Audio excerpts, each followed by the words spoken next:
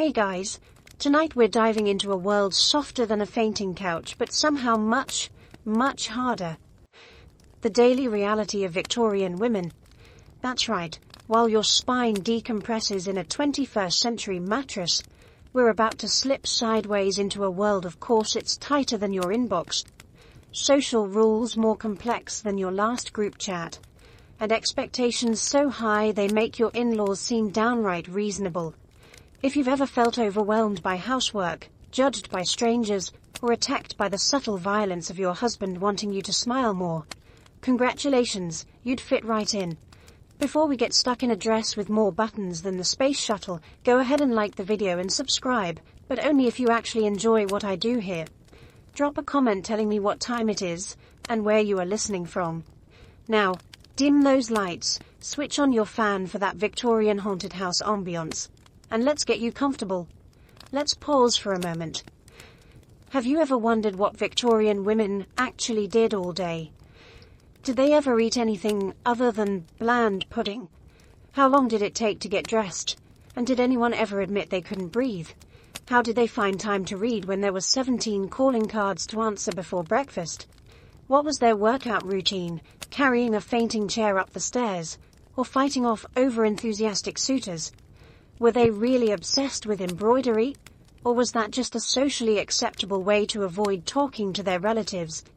Congratulations! You've just woken up in the year 1875. You're in a ruffled nightgown. You can hear the clatter of a coal delivery outside.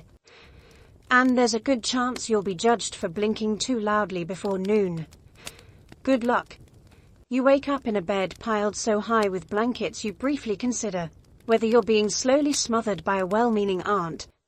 The fire in your bedroom has gone out hours ago, and the air is brisk enough to freeze your hopes and dreams. Welcome to a Victorian morning, where getting up is a feat, and your first decision is whether to ring for the maid or just hope she's already lurking with tea and judgment. Let's set the scene. You're cocooned in a four-poster bed, draped with enough fabric to carpet a small ballroom, lying flat on a mattress stuffed with horsehair, down feathers, or if you're unlucky, something that used to be straw and now only smells like disappointment. Above you hangs a heavy velvet canopy that blocks out not only light but also any lingering ambitions you had about being a morning person. You are, in essence, sleeping in the most over-engineered pillow fort history has ever devised. There's no alarm clock. Instead, you are awakened by a chorus of Victorian house noises. The distant clatter of coal being dumped into a scuttle, the soft scraping of a maid cautiously entering your room, and the muted thump of your own regret for staying up until midnight, reading Jane Eyre under the covers. Maybe you're lucky and someone has relit the fire, or maybe you're already mentally preparing your gracious but firm complaint about frostbite in the salon later. You consider burrowing deeper, but you know what's coming. The day will not wait for you, and neither will your social obligations. The air is so cold your breath comes out in little puffs, and you briefly contemplate inventing central heating just to avoid leaving the bed. But this is the Victorian era, so your only option is to reach for the bell pull, a tasseled rope hanging conveniently at your bedside, which, when yanked, signals to the maid that it's time to begin the morning's elaborate theatre. The maid arrives, quietly judgmental in her perfectly ironed cap, bearing a tray of weak tea, a sliver of toast, and the vague hope that today you won't require the chamber pot immediately. She opens the heavy drapes, letting in the glorious British sunlight, grey, diffused, and slightly damp, like being gently slapped awake by a fog bank. You are now visible to the outside world, or at least to the neighbour's gardener, who is either trimming the hedge, or, more likely, eavesdropping for gossip material. The next step in the morning battle is the bottle ritual. Not the fun kind. This is the Victorian hot water bottle, freshly filled from the kitchen kettle and wrapped in flannel. It's been keeping your toes at a toasty 32 degrees Fahrenheit all night, and now needs to be awkwardly handed off to the maid, who will replace it with one for tonight's bedtime. Try not to make eye contact. You both know how this goes. You swing your legs out of bed, immediately regretting it as your feet hit the freezing floor. No central heating means your toes have just made contact with what Victorian architects call characterful original floorboards and what you call frostbite roulette. If you're upper crust, there might be a faded rug underfoot. If not, you're experiencing the historical version of the ice bucket challenge. Getting dressed is still a distant nightmare. First, you must face the infamous morning wash. A jug of water, which was warm when the maid brought it about half an hour ago, now sits stone cold on the washstand. You splash your face, gasping like a goldfish tossed onto a glacier, and dab yourself dry with a towel so stiff it could probably double as a baking tray. Hygiene, Victorian style, is basically a punishment for waking up. While you attempt to restore circulation to your extremities, your mind wanders to your daily duties. A schedule full of gentle exercise, endless letter writing, and worrying about whether your cousin's new hat is a threat to civilization. But for now, you've won the first skirmish. You are vertical. You are awake. You are 80% blanket and 20% existential dread. And if you manage to avoid tripping over the chamber pot, you're already ahead of the game. Welcome to the battle of the boudoir. Same struggle, different century. Before you can face society, you must first survive the daily ordeal of getting dressed. This isn't grab the nearest hoodie territory.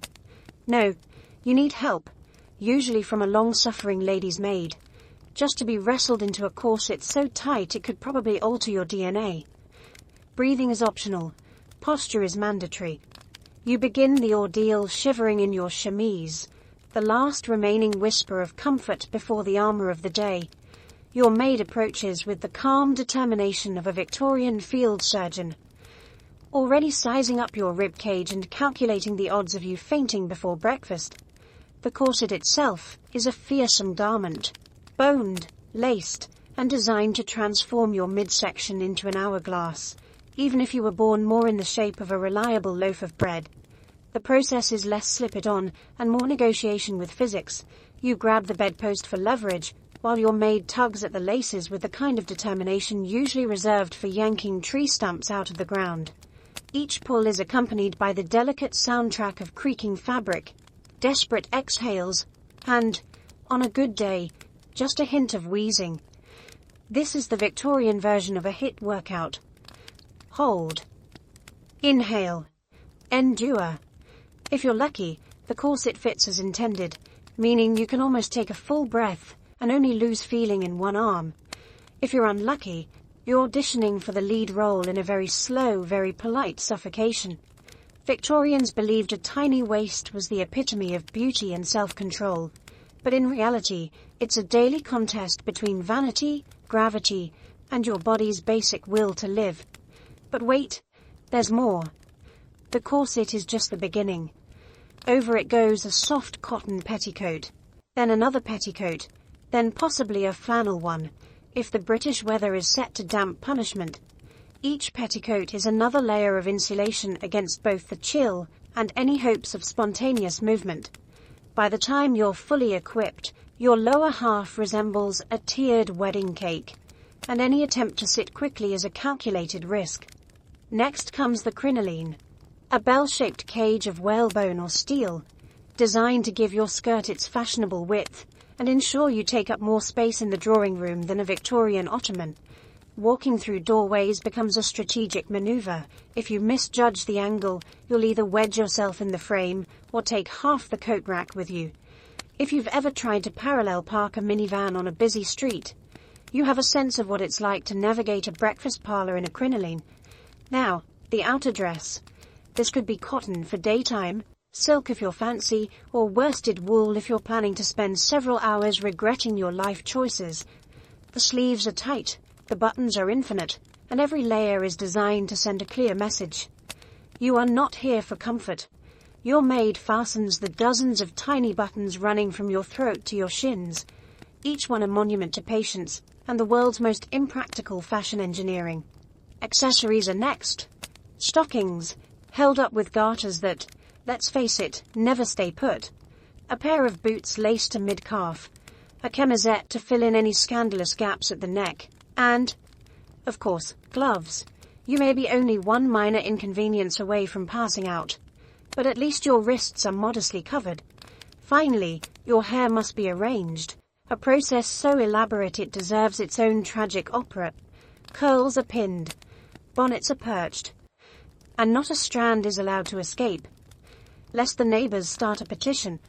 A discreet spritz of lavender water completes the ensemble, though after half an hour wrestling with the corset, what you really need is electrolytes and a support group.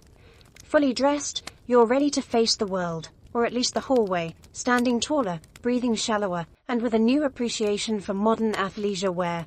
It's not just dressing, it's survival. Victorian style. Forget wolfing down a breakfast burrito in your car. In Victorian England, breakfast is a stately, silent parade of tea, toast, and the crushing weight of family expectations. The good news? Porridge is always available. The bad news? So, is your mother's subtle disappointment. You enter the breakfast room after your marathon battle with corsets, petticoats, and self-respect. The table stretches so far you're not entirely sure where it ends, possibly in another postal district. Crisp white linens, silver cutlery, and enough porcelain to make a royal wedding blush await you, along with at least one relative whose face is already set to mildly dissatisfied. Taking your assigned seat. Never, ever the head of the table unless you're the matriarch. And even then, only if everyone else is deceased. You brace yourself for the first ordeal, the pouring of the tea. This isn't just a beverage, it's a test. Pour too quickly, and you risk splashing on the tablecloth. Scandal. Pour too slowly, and Aunt Agnes will sigh so deeply she might dislodge a rib. A delicate spoon clinks against bone china as you stir in exactly one sugar cube, unless of course someone is watching, in which case it's half a cube and a performance of dietary restraint.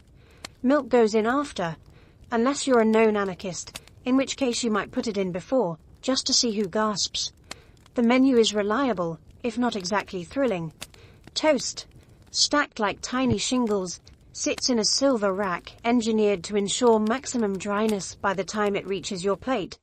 Porridge, thick enough to patch holes in the wall, is ladled into bowls with all the enthusiasm of a minor funeral. If it's a special day, you might get a boiled egg or, in moments of wild extravagance, a single sausage. Everything must be eaten with the right utensil, at the right pace, and preferably without any visible enjoyment. Conversation is permitted, but only in a low, decorous murmur, and only on topics that won't startle the butler, or give grandmother another reason to talk about the Crimean War. Safe subjects include the weather, the garden, and whether anyone has seen Lady Penelope's new spaniel. Never mention bodily functions, the stock market, or, heaven forbid, feelings. And then there's the lurking presence of family dynamics. Your father, hidden behind an impenetrable wall of the Times, occasionally lowers the paper to deliver a cryptic comment about the importance of punctuality. Translation, you were 2 minutes late. Your younger siblings silently plot the assassination of the porridge, while your mother surveys the table with an expression that suggests both pride and a quiet terror that you'll never marry. Meanwhile, your own anxiety percolates quietly along with the tea. Did you remember to keep your elbows off the table? Is your napkin in your lap, folded into an origami swan of unobtrusive respectability? Is your posture upright, but not so upright as to appear tense, which suggests nerves, which suggests a secret, which suggests you'll be the subject of post-breakfast gossip? There's a reason Victorians invented fainting couches. Most of them were just looking for a horizontal surface where they could panic in peace. Servants glide in and out, removing empty plates and replenishing the ever-dwindling toast supply. You try not to make eye contact. If you drop your fork, do not, under any circumstances, retrieve it yourself. This is a job for a footman, whose only joy in life may be judging how loudly you dropped it. The meal ends not with a raucous dash for the door, but with a gentle ripple of napkins being folded, chairs being pushed back in silence, and a final round of passive-aggressive remarks about someone's hair looking tired. You rise, not full but emotionally drained and ready for the next ordeal of the day. And so ends Victorian breakfast. Less a meal, more an endurance test in taste, tact, and the subtle art of surviving your relatives before 9 a.m. Congratulations, you passed, at least until tomorrow. You might think Victorian beauty routine means scented soaps and fragrant baths, but you'd be wrong. Hair is brushed for half an hour with military precision. And bathing is more rumor than reality. Dry shampoo? Try flour. Deodorant? Try luck. Let's begin with the crowning glory. Your hair. It is both your pride and your cross to bear. Victorian hair is not just hair. It's a full-time job, a social barometer, and a potential cause for family scandal. Each morning, your maid arrives armed with a boar bristle brush, a selection of tortoiseshell combs, and the single-minded resolve of a general preparing for battle. The brushing process lasts so long you could probably read Wuthering Heights out loud and still have time left over for the pre-breakfast news. Why so much brushing? Because washing your hair, like catching a unicorn, is both rare and logistically daunting. A real Victorian hair washing is an epic event. Water must be lugged from the kitchen, boiled and hauled up the stairs by a red-faced servant who is now questioning their career choices. Then, there's the soap, possibly homemade, possibly harsh enough to remove paint, and always suspiciously lumpy. Most women only brave a full wash once a week, at best. For everyone else, freshening up means a delicate dusting of hair powder, rice flour if you're fancy, regular flour if you're not, or, in moments of quiet desperation, a little talcum and a prayer. The result? Hair that's slightly less oily, but now smells faintly like yesterday's bread rolls. As for the rest of your body, the Victorian bath is more urban legend than daily routine. Full immersion bathing is reserved for special occasions or imminent royal visits. Most days, you make do with a strip wash, which involves a pitcher of lukewarm water, a sponge, and a strategic game of which parts are most likely to be inspected by a doctor, clergyman, or mother-in-law. Bathhouses exist, but are viewed with deep suspicion, and sometimes outright horror. Who knows what might happen in such places? Cleanliness, fraternizing, fun. Soap itself is a tricky affair. Fancy, scented soap is the domain of the rich, and even they use it sparingly, as if every lather shaves a year off the family fortune.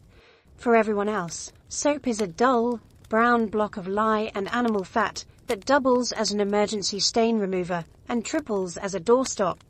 If you're lucky, you might have a lavender sachet tucked among your linens to add a faint suggestion of cleanliness. But mostly you smell like a blend of starch, wood smoke, and whatever anxiety you picked up at breakfast. Deodorant. That's more of a suggestion than a product. The best you can hope for is to mask any offending odors with a light sprinkle of eau de cologne, or by simply never raising your arms above waist height. Victorian etiquette conveniently insists on dainty hand movements and carefully folded fans, likely because nobody wants to unleash what's lurking under all those layers. If all else fails, there's always the tried and true solution. Blame the dog, blame the weather, blame the French. Teeth present a different battlefield. Toothpaste exists, but it comes as a powder, often flavored with charcoal, salt, or chalk, and leaves your mouth feeling like you licked a blackboard. Toothbrushes are made with bristles tough enough to strip barnacles off a ship, and dental visits are an adventure only for the truly brave. Floss?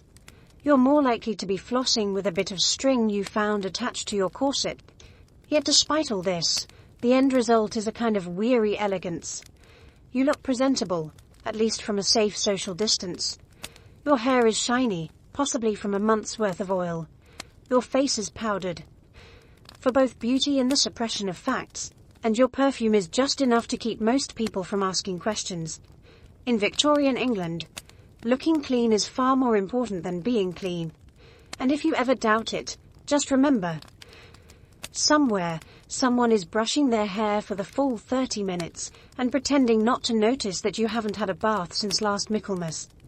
You, however, are ready to face the day.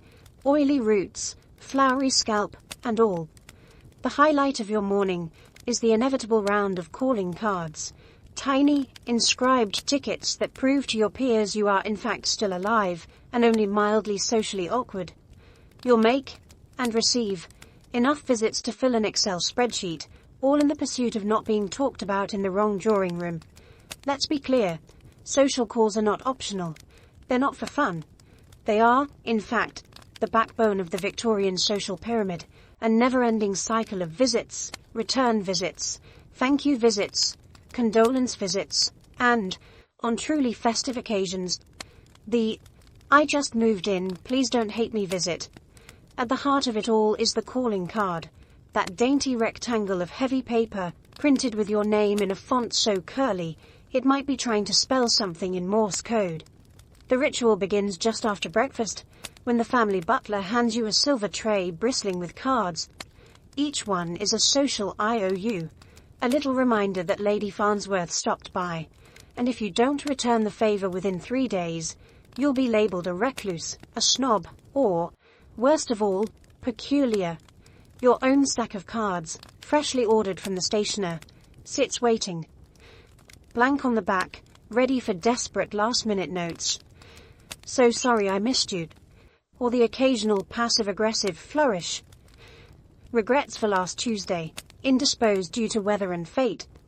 Now comes the strategy portion. Calling is not a casual stroll and knock.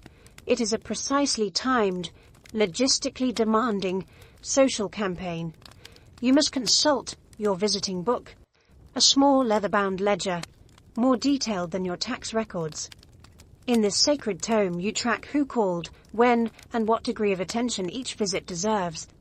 Failure to reciprocate within the appropriate window means social death, so it's less keeping up with friends and more trying not to become a cautionary tale at someone else's tea. You set out in your best visiting dress, a garment specifically designed to signal you're only staying for 15 minutes, but are still better dressed than anyone in the household. Gloves, mandatory. Hat, obligatory.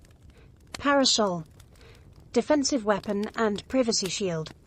You climb into the family carriage, or, if you're particularly tragic, set off on foot, bracing yourself for a morning of small talk and sitting upright on sofas that seem to have been designed by orthopedic pessimists. Arriving at the first house, you're ushered into the drawing room by a servant who will, with a straight face, inform the lady of the house that Miss So-and-so is calling. If you're lucky, she's in. If not, you leave a card and move on, secretly relieved, but forced to pretend you're devastated at missing her. If she does appear, you're in for the real test. 15 minutes of conversation, as light as air and as sharp as a fencing match. Weather, health, mutual acquaintances. These are all safe topics. Politics, money, and your actual opinions are not. You sip tea, eat a biscuit so dry it could be used as packing material, and try not to drop crumbs down the front of your dress. If you can manage this while sitting with perfect posture and making eye contact just enough to seem interested, you are, by Victorian standards, thriving. And don't get comfortable. There's a precise choreography to social calls. Stay longer than 15 minutes, and you'll be seen as needy. Leave too soon, and you're cold. Ask to use the lavatory, and you might as well declare war on etiquette itself. On especially busy days, you'll squeeze in 6 or 7 calls, each one another opportunity to accidentally offend someone's third cousin twice removed. When you finally return home, it's time for the receiving portion. Now, you must be ready to greet callers with a smile, offer a small cake, and pretend you weren't just hiding in the library dreading human interaction. For every card you collect, another slot on your social to-do list is filled. The process never ends. It only resets. Somewhere, someone is always about to take offense, and every drawing room is a silent coliseum of reputation. In the end, the true winner of the Victorian social call is the one with the biggest stack of cards, the emptiest schedule, and the most finely honed ability to make it all look effortless, while secretly longing for a day with no visitors at all. Now it's time to sit by the window and embroider something you don't care about, while making just enough conversation to avoid accusations of sulking. Needlework isn't just a hobby. It's a silent competition for most patient martyr in your social circle. If you're picturing a peaceful morning, sunlight filtering gently through lace curtains as you lovingly stitch roses onto a handkerchief, let me stop you there. Needlework in the Victorian home is less a creative outlet and more a marathon of endurance, etiquette, and emotional suppression. It's the Victorian answer to both fidget spinners and passive aggression. Everyone is doing it, everyone is pretending to enjoy it, and everyone is quietly praying not to stab themselves with the business end of a tapestry needle. Your tools are neatly arranged on a side table. Embroidery hoops, thimbles, shears so sharp they could cut through family tension, and a rainbow of silk threads. There's an unfinished sampler nearby, featuring cheerful mottos like "Home Sweet Home" and "A Stitch in Time Saves 9, alongside what you secretly suspect is a coded cry for help. If you're truly accomplished, you might attempt an antimacassar, a lacy doily designed to protect the furniture from gentlemen's hair oil, and, presumably, any remaining will to live. The pressure is on. Your mother and 3 aunts are present, all working with the intensity of Olympic athletes and the facial expressions of martyrs auditioning for sainthood. The conversation is light, calculated, and slightly barbed. How many stitches per minute are you managing, dear? That border is ambitious. My, your French knots are so rustic. The competition isn't explicit, but everyone knows who's winning. It's whoever looks the calmest while sewing an entire alphabet onto a napkin with eyesight so strained they're seeing double. But this is more than mere busywork. Needlework is the acceptable way for women to fill hours otherwise spent questioning the futility of existence. Or worse, having opinions. While your fingers are occupied, you can eavesdrop on conversations, tune out tedious relatives, or perfect your serene and industrious expression for when the vicar drops by unannounced. If your embroidery is truly intricate, you have an excuse to avoid the more dangerous conversational topics, like marriage prospects or why you still haven't learned the pianoforte. Occasionally, someone will read aloud, improving literature only, of course, while the rest of you nod and try to avoid sewing a flower stem straight through your skirt. Novels are frowned upon, too racy. Poetry is risky. Too many feelings. So you end up listening to a selection from moral maxims for young ladies while you attempt to make a chain stitch that doesn't look like a worm having a panic attack. The unspoken rule is never to let your hands be idle. Idleness, after all, is the first step toward moral decay, or worse, being accused of laziness by your own grandmother. So you sew. Handkerchiefs, table runners, mysterious sachets no one actually uses, and enough pillowcases to suffocate a small town. The ultimate goal? To create a trousseau. A chest full of embroidered linens, ready for the marriage you may or may not want, but are certainly expected to prepare for with the enthusiasm of someone packing for a trip to Siberia. But needlework has its dangers. Dropping your needle means crawling on your knees, hunting for the tiny saboteur before the housemaid's foot finds it first. Pricked fingers are a daily reality, often hidden with stoic dignity, or, if you're feeling dramatic, displayed with a sigh for maximum sympathy. There's also the looming threat of eye strain. Victorian women regularly went half-blind by age 40, but at least the antimacassars lived on. And through it all, you maintain a steady, slightly glazed smile. Because in the world of extreme embroidery, it's not about enjoying yourself. It's about surviving the endless afternoon, one tiny stitch at a time, and proving to everyone that, when it comes to patience, nobody suffers as beautifully as you. If you're lucky enough to steal an hour alone, you might read a novel, ideally something improving, unless you're feeling scandalous, and sneak a peek at the latest sensation novel. Be sure to hide it under a copy of Pilgrim's Progress for plausible deniability. Reading in Victorian England is a subversive act, especially for women. It's less a leisure activity and more a covert operation conducted with the stealth and paranoia of an undercover agent. You glance furtively at the door, ears tuned for the telltale creak of your mother's footsteps, or the ominous clearing of a butler's throat. On the surface, you're sitting demurely in the corner, a copy of Moral Sentiments or the Young Lady's Guide to Etiquette open on your lap. But hidden behind its virtuous cover lurks something far juicier. Wilkie Collins, perhaps, or the latest serialized chapters of Lady Audley's Secret. You live on the edge. Of course, the reading material you select is a social statement in itself. Improving books, biographies, sermons, treatises on botany are safe but dreary, much like boiled cabbage. These are the works you display proudly on your nightstand when guests come over, or when Great Aunt Millicent visits and likes to quiz you on the finer points of Anglican morality.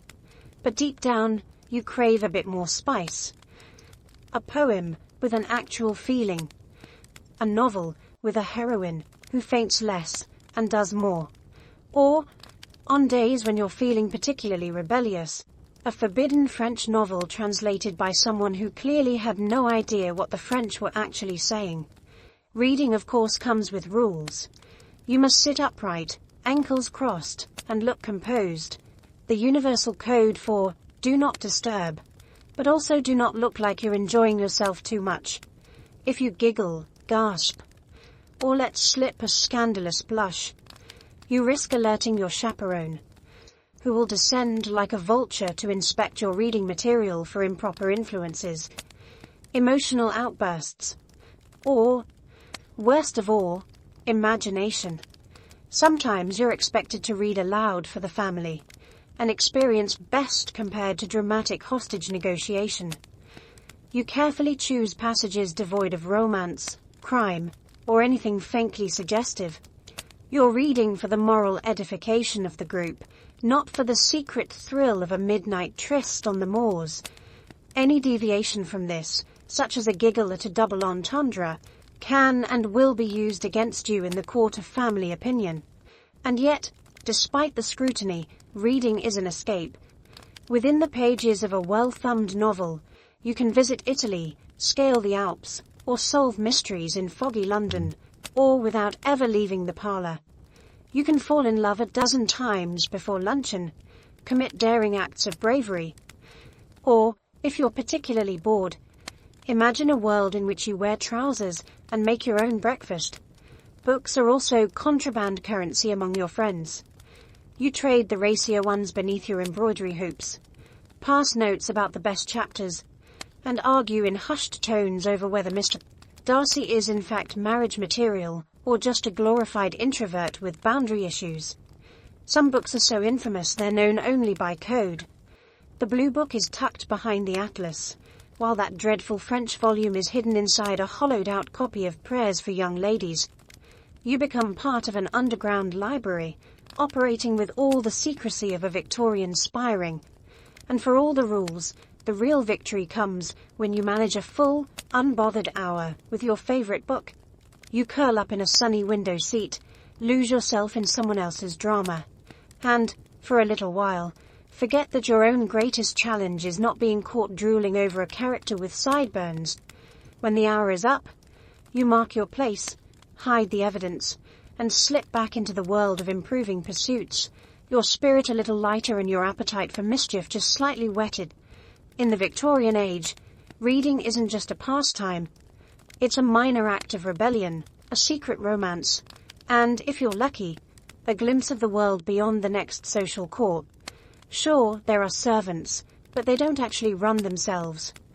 You're expected to direct a staff of humans who are all secretly convinced you have no idea what you're doing.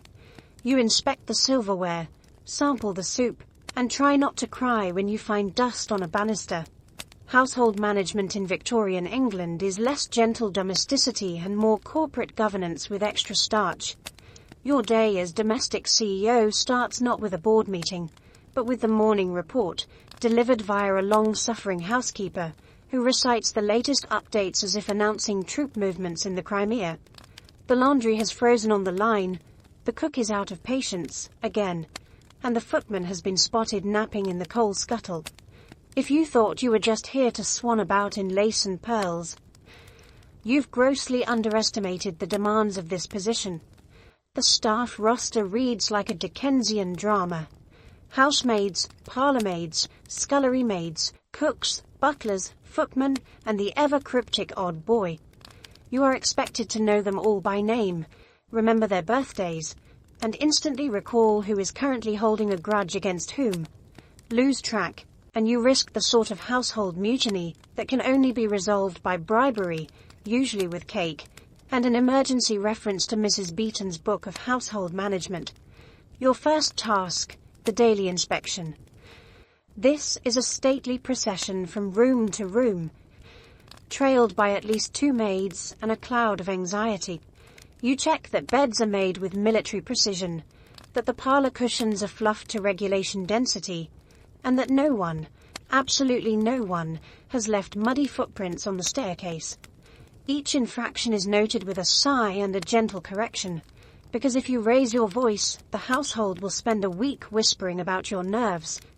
Down in the kitchen you taste test the soup, not for pleasure but as a safeguard against culinary revolution. If it's too salty, the cook glares at you like you've personally insulted her ancestors. If it's too bland, you're offered extra pepper with a smile sharp enough to slice bread. Menu planning becomes a diplomatic operation. What can you serve that's impressive, affordable, and unlikely to start a class war in the pantry? It's like Chopped, if the mystery ingredients were yesterday's turnips and fear. Managing the budget is a minefield. The household accounts are a labyrinth of receipts, IOUs, and ledgers written in handwriting that could be mistaken for ancient runes. You try to keep track of how much was spent on lamp oil, meat, and enough starch to make your napkins stand at attention. Heaven help you if you go over budget. Nothing triggers a crisis meeting with your husband quite like an unexpected shilling spent on extra coal. Then there's the drama. The maid who cries because the butler moved her broom. The footman with a mysterious injury. Fell on the silverware again. Madam. And the ongoing mystery of who keeps leaving half-eaten biscuits behind the clock.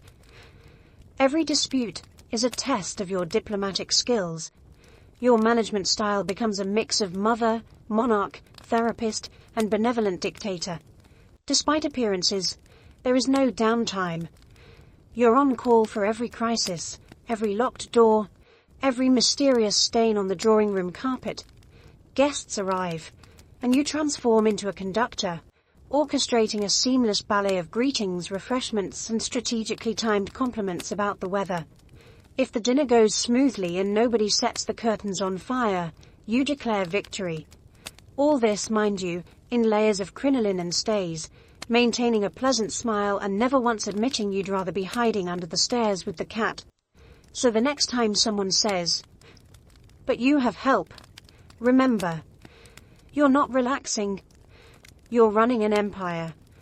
With dust bunnies for rebels and a soup ladle as your scepter. Congratulations, you're a CEO, and your quarterly report is due whenever your mother-in-law drops by unannounced. Your main daily workout is conversational fencing, parrying intrusive questions, delivering just the right amount of wit, and never ever admitting you don't care about the weather. Every interaction is a masterclass in not offending anyone who could destroy your social standing with a single raised eyebrow. Let's be clear, the real battleground of Victorian society isn't fought with swords or even with soup spoons but with language.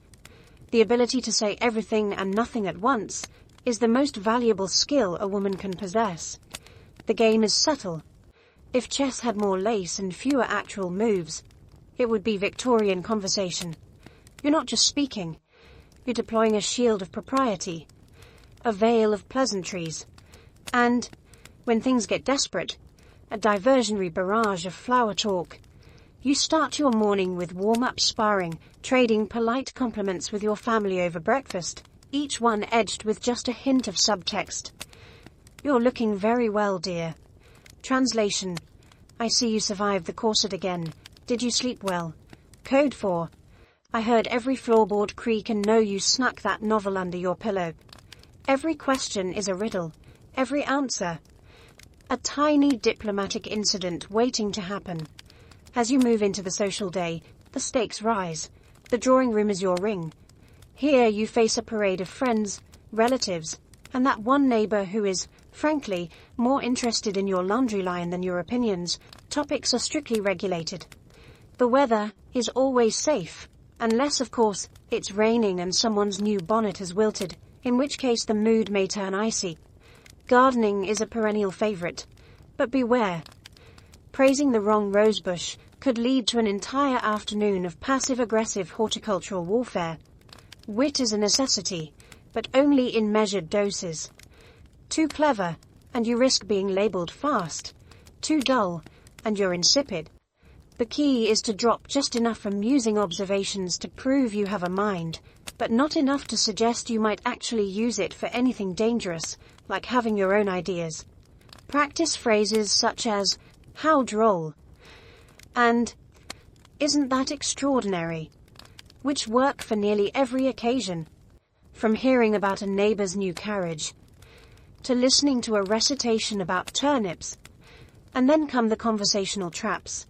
Someone asks, "When will you visit Bath this year?"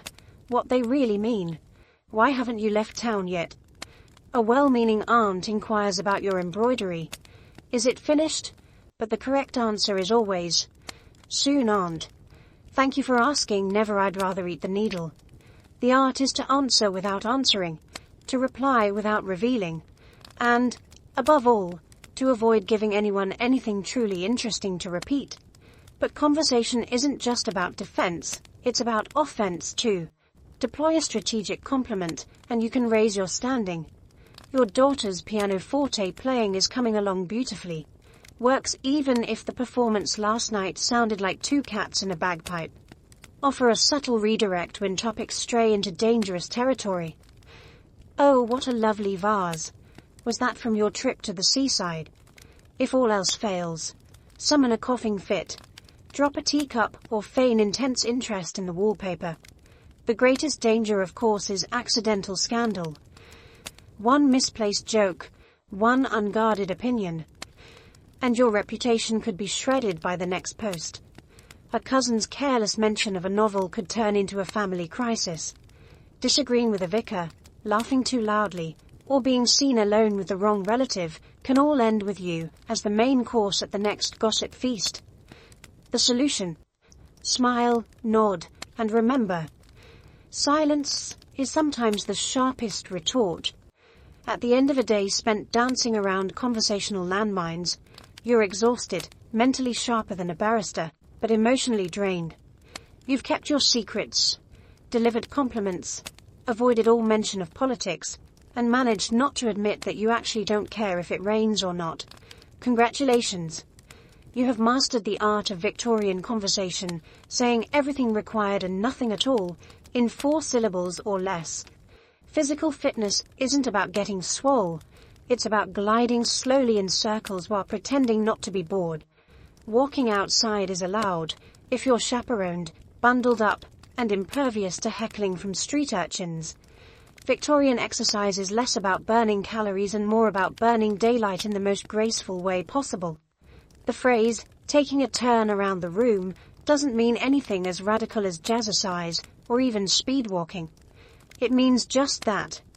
You rise from your needlework, collect your skirts, and begin pacing the perimeter of the largest available room, drawing room, music room, or, for the ambitious, the long gallery, at a stately 2 miles per century.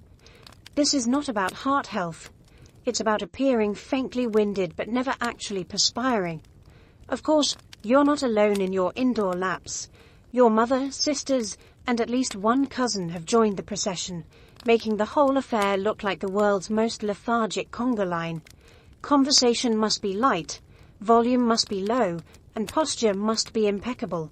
Slouching is for the weak, or worse, for the French. You glance at your reflection in the mirror every half lap to confirm that your hair is still pinned, and your expression is set to pleasantly occupied, even as your soul begs for a treadmill and noise-cancelling headphones. If you tire of this endless oval, you may be permitted a walk outside, weather and respectability permitting. This involves a process only slightly less elaborate than preparing for a polar expedition.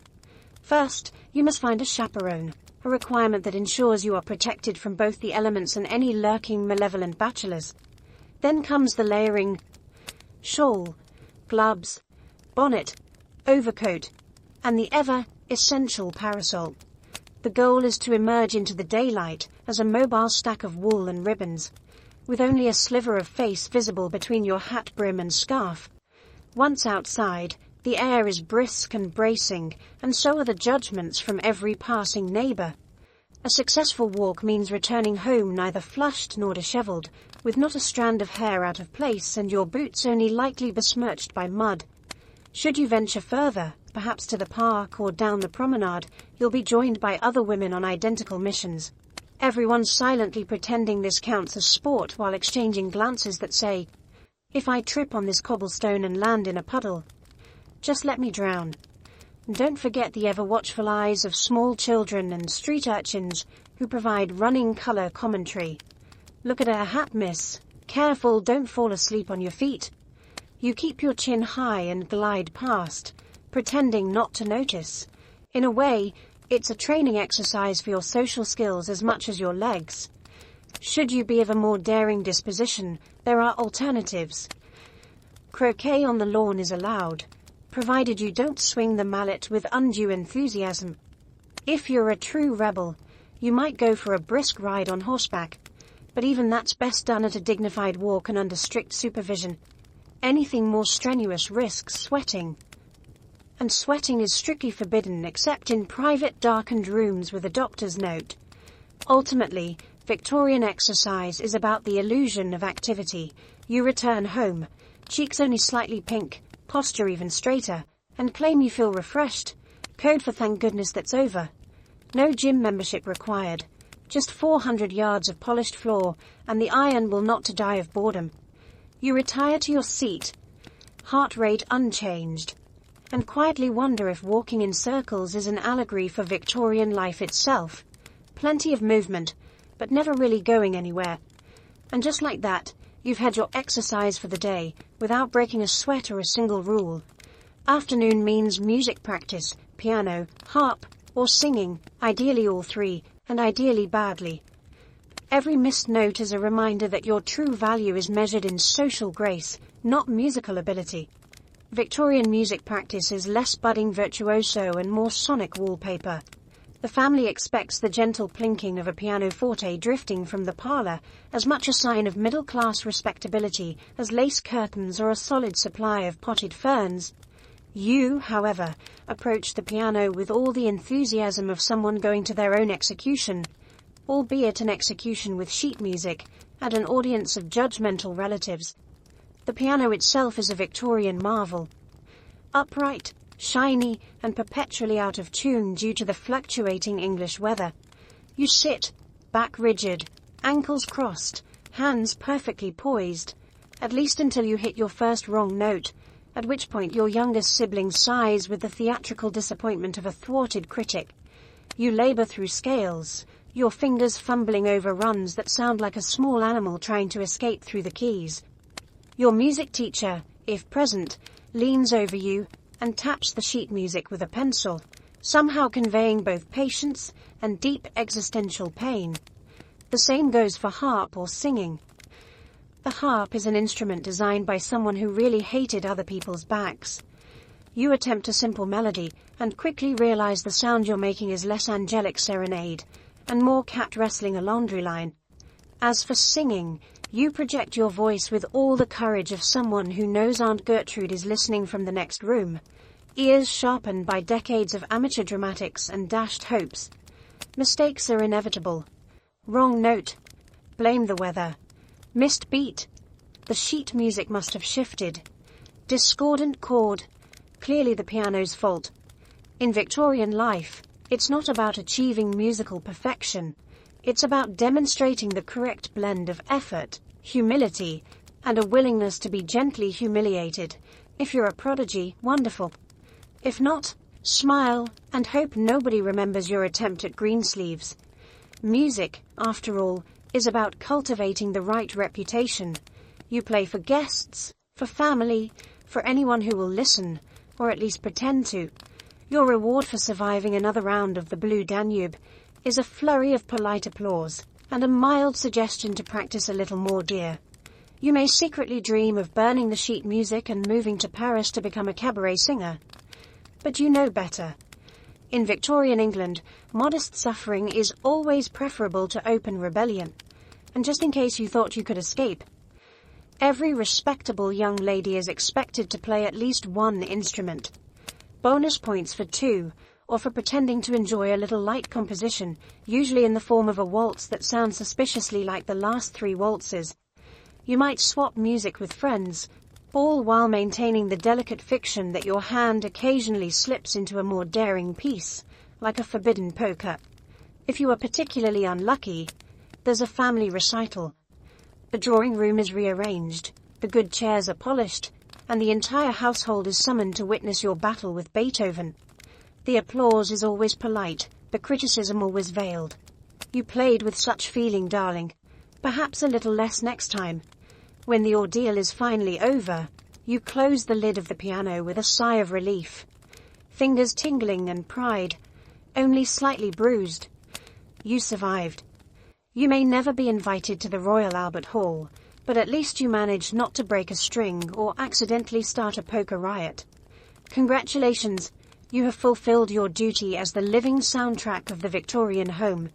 And if you ever doubt your worth, just remember, nobody ever judged a young lady for playing too quietly, but playing too well. That's practically a scandal. Keeping up with your friends and family means writing endless letters, each longer than a modern novel and about as interesting as reading the instructions for a foot bath.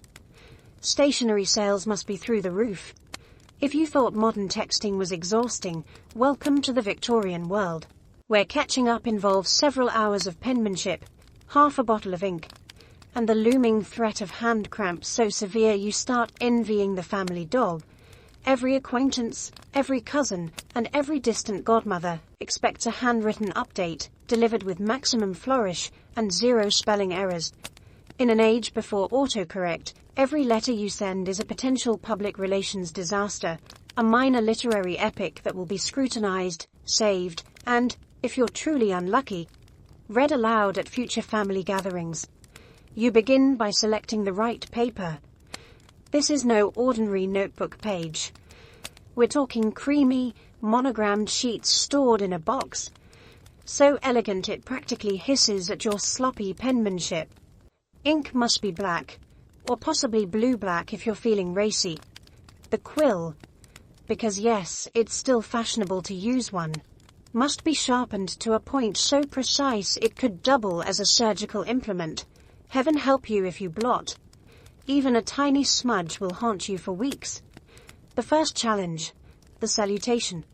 Dearest cousin Arabella, I trust this letter finds you in the best of health, and spirits. Victorian etiquette requires the opening paragraph to be both flowery and utterly devoid of actual information. 10 lines in, you've covered the weather, the state of your mother's nerves, and the remarkable resilience of your houseplants. You haven't even reached the reason for your letter yet. Next, the body of the message. This is where the real sport begins. You must recount all major events, visitors, illnesses, dances attended, marriages proposed, marriages rejected, servants hired, servants fired, and if you're truly desperate, the relative excitement of a new tablecloth. Each detail is spun out like an episode of a soap opera, only with more passive-aggressive asides. Mrs. Worthington's tea was a great success, though some might say her lemon cakes were more ambitious than edible. Translation, I barely survived, please send help. But the real purpose of letter writing is information management. You want to keep your friends close, your relatives closer, and your enemies confused. Subtle boasts are woven into humble brags. I have been quite busy with my needlework, as my sampler for Lady Highmore's charity will be displayed at the county fair. You carefully avoid mentioning that you stabbed yourself with the embroidery needle, no fewer than 6 times. Halfway through page 3, your hand is aching, your ink is running out, and you've developed a new respect for the humble abbreviation. Unfortunately, there's no such thing as LOL in Victorian correspondence. Every sentence is a complete thought, Every emotion is painstakingly spelled out. If you need to include a joke, it must be disguised as an anecdote about your neighbor's goose. Pray forgive my poor jest, but I could not help but laugh when... Then there's the closing. Victorian etiquette books recommend at least 4 complimentary phrases. With fondest affection, your ever devoted friend. I remain, as always, your humble servant. And, for good measure, may Providence smile upon you and yours. By the end, your signature is barely legible, and your hand is shaking like a carriage on a country road. The letter is finally finished, but you're not done yet. You must fold it just so, address the envelope with calligraphy that would impress a monk, seal it with a dab of wax, monogrammed, obviously, and hand it off to a footman for posting. No instant delivery here. Your words will travel by carriage, rail, and sheer force of etiquette. And then, the cycle repeats. Each letter answered spawns 3 more in reply, each longer and more oblique than the last. You begin to suspect this is how Victorians secretly trained for marathons. Not with running, but with relentless correspondence. Congratulations! You've completed your daily Victorian texting workout. No emojis required, just the faint, lingering ache of carpal tunnel, and the hope that, maybe, next week, someone will invent the postcard. At some point, you must face the drawing room, where everyone gathers to judge each other's clothes, gossip, and display an uncanny ability to sip tea without ever blinking. It's like a silent auction for social status, and you're the lot everyone's inspecting. Welcome to the daily social gauntlet. The drawing room is the Victorian answer to the modern group chat, only everyone is much more overdressed and the read receipts are delivered by the arch of an eyebrow. There is a careful choreography to the afternoon assembly. You enter with the poise of someone walking onto the stage at the world's least exciting pageant. You smile just enough to appear approachable, but not so much that anyone suspects you're plotting your escape. Seats are selected with all the political calculation of a parliamentary debate, too near the fireplace. You're accused of hogging the warmth, too close to the window. You're either fishing for compliments about your complexion or eavesdropping on the gardener. The safest position is a sturdy armchair, preferably one with a direct sightline to the tea tray, and at least 2 exit routes. Once seated, the real games begin. The first event, wardrobe scrutiny. Everyone subtly inspects everyone else's attire. Bonnets are assessed, shawls ranked, and buttons quietly counted. Your dress is last year's shade of mauve, risky. Your hemline is a 1/4 inch too high. Expect an avalanche of side-eye from Mrs. Henley, who still remembers your infamous ankle incident at the garden party. Tea is served with military efficiency. The hostess pours, never spilling a drop, her hands steady despite the simmering tension in the air. Biscuits are passed around, each taken with a thank you murmured so softly it might as well be telepathy. You try not to crumble your shortbread in your lap. Last week's misstep is still the talk of 3 counties. And then the conversation derby. Topics are chosen with the precision of a surgeon. The weather, the roses, a subtle drama of Lady Bracknell's missing parakeet. The challenge is to say as much as possible, while revealing as little as necessary. Any mention of money, illness or, heaven forbid, personal feelings is met with the kind of silence usually reserved for funerals. If someone does let slip a piece of juicy gossip, it's quickly camouflaged with a bland observation about the price of coal or a deep dive into the nuances of embroidery floss. Children, give present, are expected to be seen and not heard. They hover by the door, desperate for escape, like interns at a board meeting who haven't had lunch. Elderly relatives doze with one eye open, always ready to spring into action, should someone attempt to mention politics. All the while, there is a constant, silent contest, who can appear the most unbothered. It's a battle waged with posture, eye contact, and the ability to eat a biscuit without scattering crumbs on the carpet. One poorly timed yawn, and you risk a full week of concerned comments about your health. And, of course, there's the gossip gauntlet. Information is traded in whispers and sidelong glances. Who's engaged, who's fallen ill, who had the audacity to laugh too loudly in church. The stories are embroidered with every retelling, until what began as an innocent walk in the park is transformed into a tale of social ruin, and possibly a duel. When the tea grows cold, and the conversation has circled back to the weather for the third time, it's time to make your exit. This too is a dance. Leave too soon and you're rude, linger too long and you're desperate. The trick is to glide out with a nod, a soft farewell, and the faintest suggestion that you have more interesting engagements awaiting you. You survive the drawing room. You're exhausted, over-caffeinated, and slightly sore from sitting up straight for 2 hours. But you did it. You faced the social corral, and emerged with your reputation mostly intact. In Victorian life, that's as close to winning as it gets. Need a new bonnet or a discreet bottle of hair tonic? Time to venture into public and spend an hour pretending you're not shocked by the price of ribbon. Be careful, shopkeepers can smell hesitation and social anxiety a mile away. Victorian shopping is not, as modern magazines would have you believe, an exercise in personal freedom and self-expression. It's a delicate, nerve-wracking public ritual with the atmosphere of a high-stakes poker game and the price tags to match. Your day begins with a list written in your finest handwriting: bonnet, gloves, a spool of thread, possibly some Turkish delight if you're feeling both daring and flush. Your mother double-checks your list and then, just to be safe, cross-examines you on the difference between suitable and showy trimmings. Before you even leave the house, there's preparation. You must dress shopping appropriate, which means your best walking dress, gloves, and an expression that says, "I might purchase the shop, but I'm also not above haggling over a thimble." Any hint of shabbiness, and you risk being ignored by staff or, even worse, receiving a lecture on the virtues of thrift from Mrs. Dunsworthy, who is definitely eavesdropping from behind a mountain of lace doilies. Once outside, you join the river of shoppers on the bustling high street, each as anxious as you, all pretending not to notice one another's bonnet choices. Your chaperone hovers like a security detail, armed with both moral authority and a keen eye for gossip. The shop windows glint with displays of temptation, velvet ribbons, feathered hats, and mysterious bottles promising everything from luminous skin to a husband within a fortnight. Inside the shop, the real games begin. The shopkeeper stands behind the counter, already sizing you up. Are you a serious customer, or just here for the free sample of lavender water? Do you have enough pocket money to afford the good lace? Or should you be gently directed toward the remnants bin?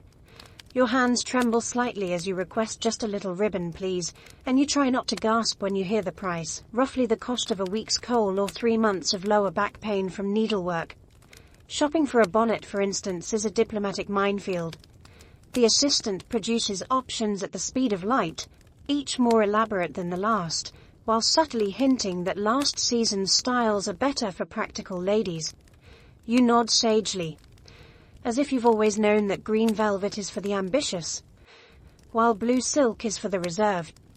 You try on bonnets, peer into a slightly warped mirror, and pretend to deliberate while your chaperone quietly prays you don't choose anything that could get you noticed for the wrong reasons, like, say, a feather. But it's not just fashion. Every purchase is a social statement. Choose a flamboyant ribbon, and you risk the raised eyebrow of the milliner and a minor scandal in the neighborhood. Select plain brown gloves, and everyone will assume you're in mourning, or worse, economy mode. The safest path is to choose something modest, pay in exact change, and hope the shopkeeper doesn't try to upsell you on a very popular new hair tonic. No, you do not want your hair to smell like violets, an existential dread. Every transaction is followed by a torrent of guilt. Did you just spend too much? Is your family's budget in ruins? Is it frivolous to own 2 pairs of gloves in the same lifetime? You leave the shop with your package wrapped in brown paper, and a sudden urge to apologize to your father, your bank account, and possibly your future descendants. Back on the street, the sun seems a little brighter, the other shoppers a little less intimidating. You walk home clutching your treasures, cheeks pink from both exertion and economic anxiety. Shopping, you realize, is the ultimate Victorian tightrope. One wrong purchase, and you're a cautionary tale. One right purchase, and you'll hear about it for years. You return home, drop your packages on the hall table, and swear never to shop again, at least until the next sale on ostrich feathers. Retail therapy, Victorian edition. Maximum guilt, minimal pleasure, and at least 3 fresh stories for the drawing room. Tea is less about hydration and more about surviving a gauntlet of cakes, rules, and relatives who want to know when you're getting married. No, you may not have another scone unless you also accept a full serving of personal critique. In the Victorian household, afternoon tea is not a break. It's an institution. A delicately orchestrated social obstacle course, the likes of which would terrify even the most seasoned athlete. You enter the drawing room, greeted by the gentle rattle of porcelain, the sweet, menacing aroma of fresh cake, and a room full of relatives who appear to have nothing on their minds except your future, your waistline, and the correct way to eat a cucumber sandwich. First, the seating arrangements. Aunt Bertha always claims the chair closest to the tea tray, ready to intercept the first, and, crucially, the largest, slice of cake. You try to sit somewhere safe, not so close that you're a prime target for questions, but not so far away that you look like you're hiding, even if you are. The youngest children hover by the plate of jam tarts, ready to pounce as soon as the adults look away. Everyone else perches on the edge of their seat, alert, composed, and quietly calculating the best route to the scones. Then comes the tea itself. A ritual so precise, it makes high mass look spontaneous. The hostess pours, one eye on the teapot, the other on her guests, ready to spot anyone who dares request sugar before milk. A faux pas only slightly less serious than tax evasion. You accept your cup with a polite nod, stir exactly 3 times, and sip without slurping, no matter how scalding. Woe betide anyone who dunks a biscuit when Aunt Bertha is present. Dunking, in her view, is the first step toward total societal collapse. The food, meanwhile, is both a treat and a trap.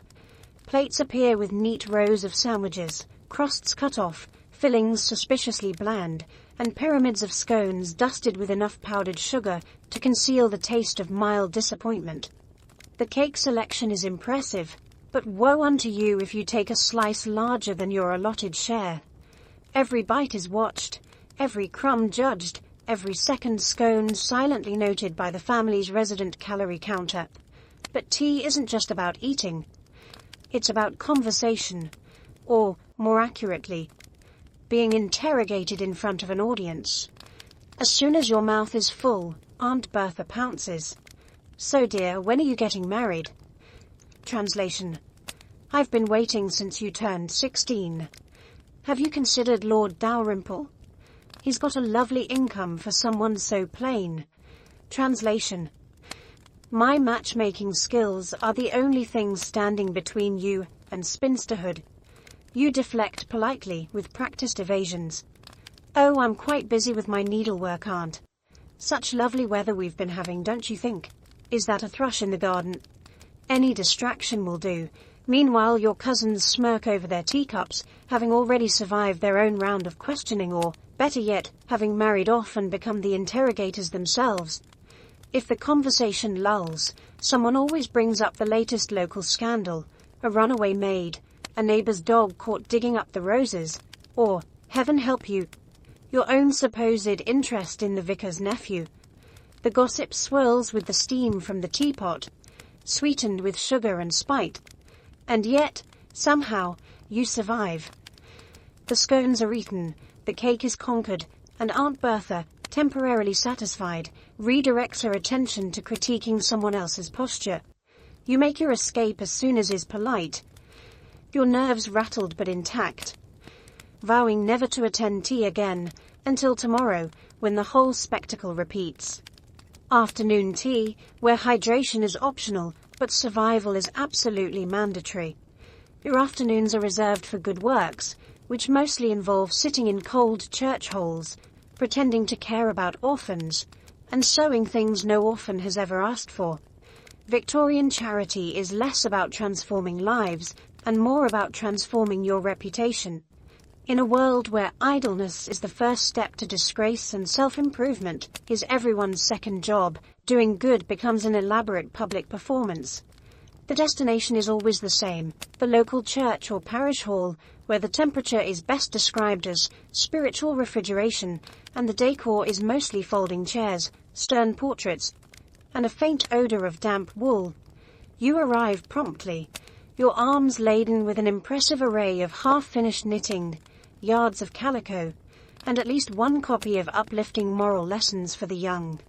Around you, a circle of women settles into the serious business of relieving suffering, which mostly means discussing who's more deserving, the deserving poor versus the merely unfortunate, and which family's children need the most knitted socks. Actual orphans are nowhere to be seen, presumably off living their best lives, free from scratchy blankets and unsolicited advice. The first order of business is always a meeting, led by the vicar's wife or the town's most fearsome matron. Minutes are read, plans are made, and you debate the logistics of the annual charity bazaar, a labyrinth of bunting, baked goods, and hand-embroidered bookmarks. Someone suggests a cake stall. Someone else objects on the grounds that last year's fruitcake nearly caused a dental emergency. Someone proposes a raffle.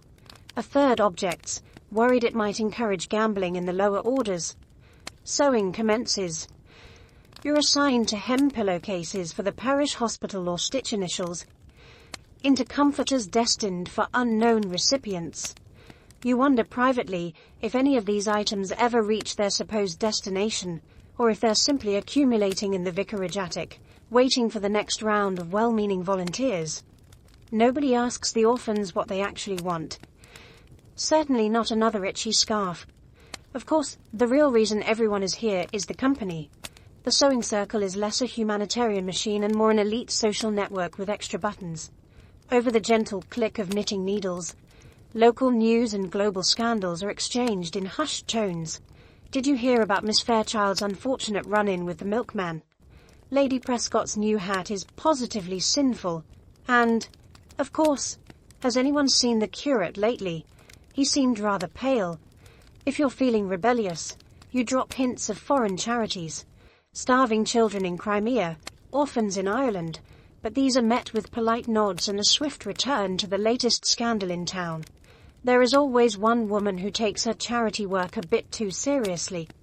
She brings charts, organizes competitions for most handkerchiefs produced, and once suggested a home visit to personally deliver socks to a widower, which everyone agrees was taking things a bit far. You, meanwhile, struggle to keep your stitches even while stifling yawns and occasionally pricking your finger just to feel alive. At the end of the afternoon, there's tea, lukewarm and poured from a chipped pot, accompanied by stale biscuits and a speech about the virtue of self-sacrifice. You nod sagely, resisting the urge to ask if you could sacrifice yourself straight into a warm bath. The vicar thanks everyone for their dedication. Someone makes a joke about ladies of leisure, and you gather your sewing and slip away, cheeks pink from the combination of mild achievement and maximal boredom. Congratulations, another afternoon spent saving the world, one pointless hem at a time. You may never see the results of your good works, but you've certainly given the town something to talk about. Until next week's meeting, if you're a mother, aunt, or unfortunate older sister, you're in charge of small children with large opinions. This involves corralling, bribing, and negotiating peace treaties with people who still believe in the tooth fairy. Victorian children may look angelic in their tiny sailor suits and starched pinafores, but don't be fooled. They're pint-sized bundles of chaos with the stamina of marathon runners and the negotiation skills of a Victorian barrister. The day begins early, usually with shrieks from the nursery that indicate someone's eaten their wax fruit or, more likely, decided to see if their doll floats in the commode. The nursery is your battlefield, and your weapons are limited. Stern looks, empty threats, and a bracingly large jar of barley sugar. The nanny is technically in charge, but if you're the closest adult, or, worse, the only adult present, You become the final authority on all disputes, injuries, and crises of conscience. You are judge, jury, and, on very bad days, amateur medic with a bottle of lavender water and a vague knowledge of leeches. Morning activities require careful planning. Unstructured time is an invitation for disaster, so you assign tasks with military efficiency. Alphabet blocks for the eldest, hoops and sticks for the middling ones, and for the smallest. Supervised, staring at the family cat. Everyone has a job. No one, not even the cat, wants to do it. Breakfast is a test of patience and diplomacy. You try to coax porridge into tiny mouths while fending off complaints about lumps, temperature, and the existential question of why there's never any jam. At least 2 cups are overturned, someone's toast ends up under the table, and a minor insurrection erupts when you reveal there will be no honey until after lessons. If you escape breakfast without porridge in your hair, or jam on your cuffs, you're already ahead. Lessons begin, and suddenly every child in the room is a master of distraction. Math is met with tears, spelling with rebellion, and anything French with the sort of terror usually reserved for rabid animals. You've never seen anyone develop an allergy to copybooks quite so suddenly. Half the time, you're not sure if you're teaching the alphabet, or refereeing a slow-motion brawl over who gets the good slate. Outdoors is next. Victorian wisdom says children need fresh air and exercise, preferably somewhere the neighbors can judge your parenting. You bundle the children into coats, hats, gloves, and on bad days, scarves so thick they resemble fashion-forward snowmen. The walk to the park is an adventure. Puddles are magnets, dogs are irresistible, and everyone wants to collect the sort of stick that would make a Victorian mother faint dead away. If it rains, which this being England it does, the children are confined to the playroom, where their creativity blossoms in the form of elaborate schemes, secret clubs, and the occasional, highly illegal game of indoor cricket.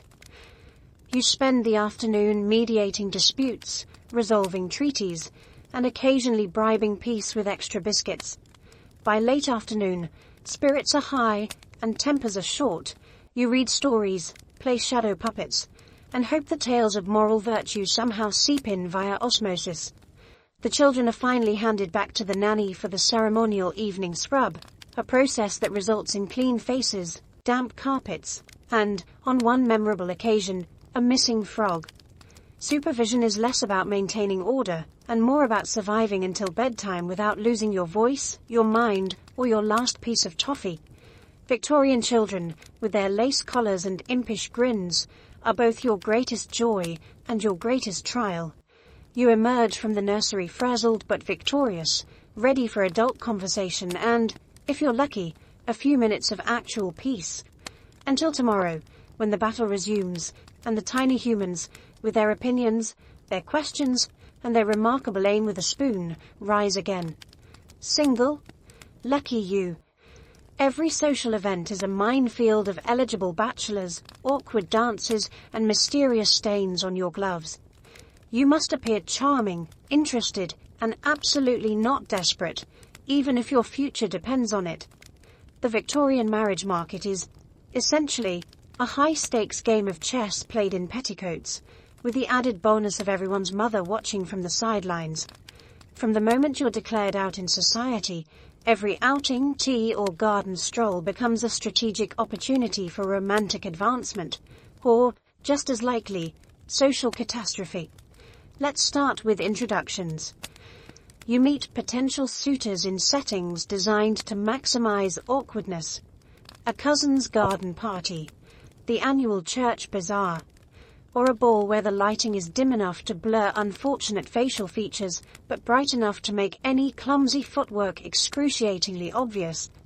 Every eligible bachelor is introduced with a summary of his prospects, has a small estate in Sussex, from a very good family, or, sometimes, remarkably proficient at whist. None of these details guarantee an interesting conversation or a future free from marital regret. The dance floor is where true personalities are revealed.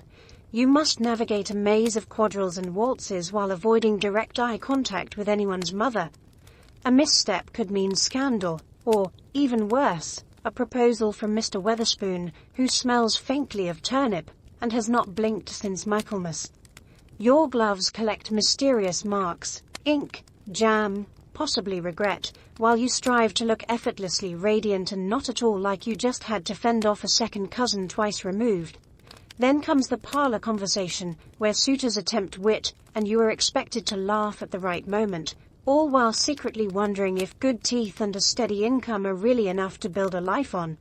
The etiquette is exhausting. Flirtation must be obvious enough to signal interest, but subtle enough to avoid censure. A misplaced giggle or a slightly too bold comment can become tomorrow's drawing room gossip. If you're not careful, you might find yourself seated next to a bachelor who insists on describing his collection of beetles for an hour straight. Congratulations. You're courting disaster, in the literal sense. There are also the letters, exchanged furtively under the watchful eyes of chaperones. Each note is an exercise in coded language, since saying too much or too little can lead to rumors, misunderstandings, or a very awkward conversation with your mother. You treasure a single pressed flower between pages, or decode whether sincerely yours means actual affection, or just good penmanship. Your family naturally is watching your every move. Your mother has a sixth sense for sniffing out unsuitable matches, while your father's only requirement is that your suitor not bankrupt the family or accidentally set fire to the stables. Aunt Bertha, meanwhile, has a running tally of eligible men, and is not above introducing you to all of them in one afternoon. The stakes feel impossibly high. One wrong choice and you're on the shelf. Doomed to a life of perpetual embroidery and helping with other people's children. Every moment is a balancing act. Look interested, but not desperate. Be witty, but not too witty. Show off your embroidery, but don't appear too industrious, lest you look like you're angling for a job instead of a husband. You dream of a partner who sees you as more than your dowry or your lineage, but you settle for one who can make conversation about something other than livestock. Occasionally, a truly decent suitor appears, kind, moderately handsome, and with only a mild tendency to sweat through his cravat. Maybe he even asks you about your own interests, or shares a love of novels. But blink, and you'll miss your chance. The Victorian dating pool is more puddle than pond, and competition is fierce. In the end, surviving the suitor gauntlet is less about finding true love, and more about dodging disaster with your dignity intact. If you come through with only a few awkward proposals, some ambiguous poetry, and all your gloves returned, consider yourself a champion of the age-old game of Victorian courtship. The real Olympic sport of Victorian life is not slipping up and causing a scandal. This involves navigating the minefield of rules about hats, gloves, letters, unchaperoned walks, and being seen with the wrong cousin at the wrong time. Welcome to the art of Victorian self-preservation, where one false move can turn you from a respectable young lady into an afternoon's cautionary tale faster than you can say cream of celery. Scandal lurks behind every lace curtain. To avoid it, you must maintain a level of vigilance that would make a secret agent weep. First, the dress code. Hats must be worn outside, but heaven help you if you forget to remove yours indoors. Gloves are required for any outing, yes, even just a quick stroll in the garden. If you're caught bare-handed, expect a week's worth of speculation about your wild tendencies. Buttons must be fastened, shoelaces tied. And, most importantly, nothing, absolutely nothing, should ever hint at an ankle. Then there are the rules about correspondence. Letters to men must be ruthlessly chaperoned. If you receive a note, it must be passed through the hands of your mother, the butler, and probably the entire village before you can safely read it. Even the ink color is up for judgment. Black is proper, blue is daring, and anything scented will have the drawing room in uproar by supper. Don't even think about sealing with a kiss, unless your goal is to have your romantic aspirations discussed over tea for the next decade. Chaperones themselves are an entire scandal prevention industry. Want to go for a walk? Bring a chaperone. Want to visit a friend? Chaperone. Want to blink at a man in public? Better hope your great aunt is within arm's reach, ready to leap between you and disaster. The unchaperoned walk is the original forbidden fruit. One bite, and your reputation is in tatters. Never mind that your only companion was a very well-behaved sheepdog. Dining is its own minefield. A single faux pas at the table can end your social standing. Soup must be sipped, not slurped. Bread is to be broken, not cut. Napkins go in your lap, never, under any circumstances, tucked into your collar like some kind of continental radical. And for goodness sake, don't let your spoon clatter, or someone will whisper about your nerves. But the real danger lies in being seen.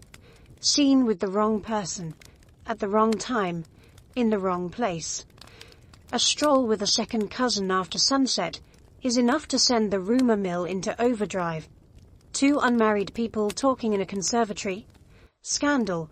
Being caught laughing too loudly with the vicar's nephew. Double scandal. And possibly an unplanned engagement. If you're truly unfortunate, your scandal might not even be your fault. A sneeze during a church service, a trip over your skirt in the high street, or an unfortunate incident involving a runaway bonnet can all earn you a place in the social penalty box. Damage control is an essential skill. Apologies must be swift, humble, and, ideally, delivered by your mother. You'll need to perfect the "it was all a misunderstanding" face and develop an extensive vocabulary of vague explanations. Sometimes, you just have to wait it out. Scandal has the shelf life of fresh milk, and sooner or later, someone else will trip over the garden hose or drop their reticule in the duck pond. The cruelest part, scandal is rarely about what you actually did. It's about what people think you might have done. Guilt by association, suspicion by proximity. The best you can hope for is to make it to the end of the season with your dignity, your dance card, and your reputation intact. So you tiptoe through the day, gloved, chaperoned and wary of soup, knowing that at any moment, history might remember you as the girl who set the standard for social exile, with nothing more than an untimely sneeze and a slightly risque bonnet ribbon. Victorian life. Come for the tea. Stay for the daily obstacle course. Evening brings the main event, dinner. It's a 3-hour parade of courses, each more baffling than the last. You'll be expected to keep up with both the cutlery and the conversation, while never admitting you don't like aspic. Victorian dinner isn't just a meal. It's an ordeal. A grand, glittering performance that puts every family member's acting skills to the test. By the time you sit down, you've already survived a wardrobe change, a pre-dinner sherry, and at least one stern lecture on the correct way to fold a napkin. Now, poised at the edge of a table long enough to land a small plane, you are both guest and exhibit. The first challenge. The place setting. There are more forks than you have fingers. An intimidating array of spoons, and at least 3 knives, each meant for a different, equally mysterious dish. You've studied the etiquette books, so you know to work from the outside in, but there's always a rogue implement, usually the fish fork, lurking, waiting to expose you as a culinary imposter. Water glasses glint accusingly, bread plates taunt you from your left, or maybe your right, depending on who last rearranged the table. And then the parade begins. Course after course arrives, each more elaborate and inexplicable than the last. Soup, served at the temperature of molten lava, is sipped silently, with the utmost restraint.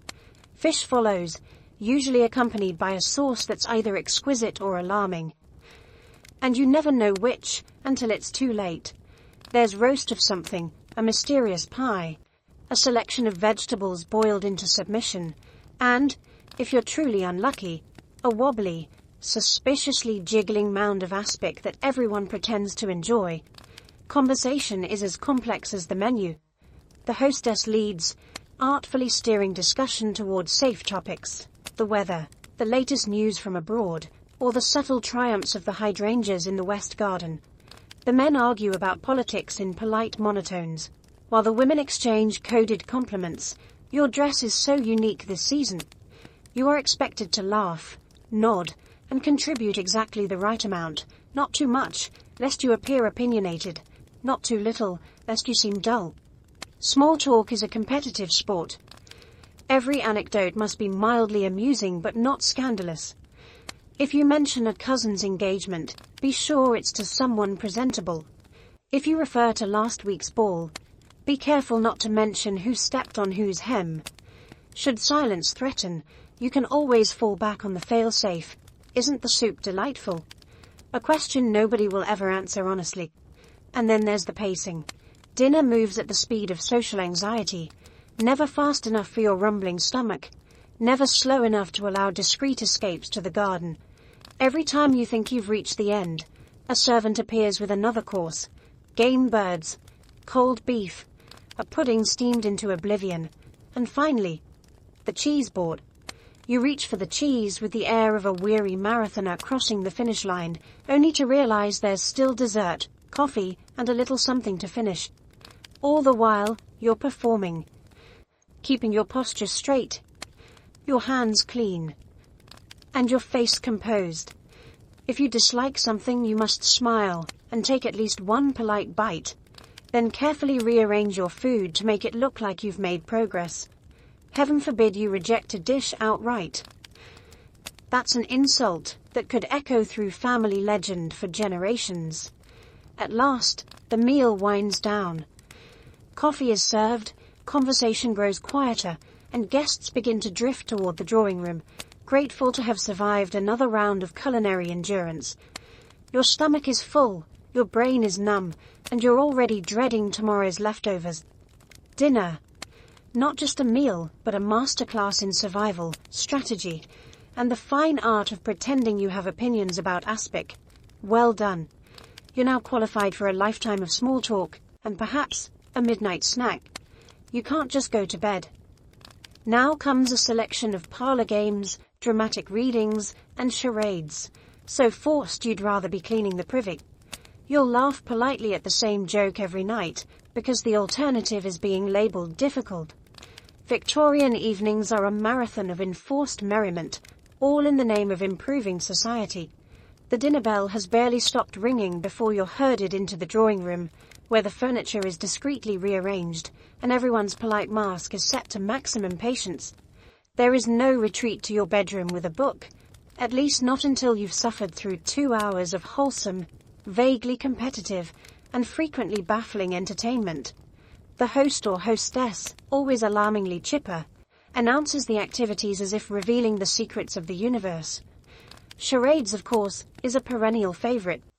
For the uninitiated, Victorian charades is less about wild gestures and more about performing miniature scenes from well-known novels, poems, or plays. If you've never tried to mime Lady of Shalott while Aunt Bertha shouts, "Pickles!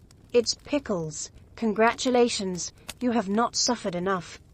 Next come the parlor games, each designed to foster lively spirits while also creating a minefield of potential embarrassment.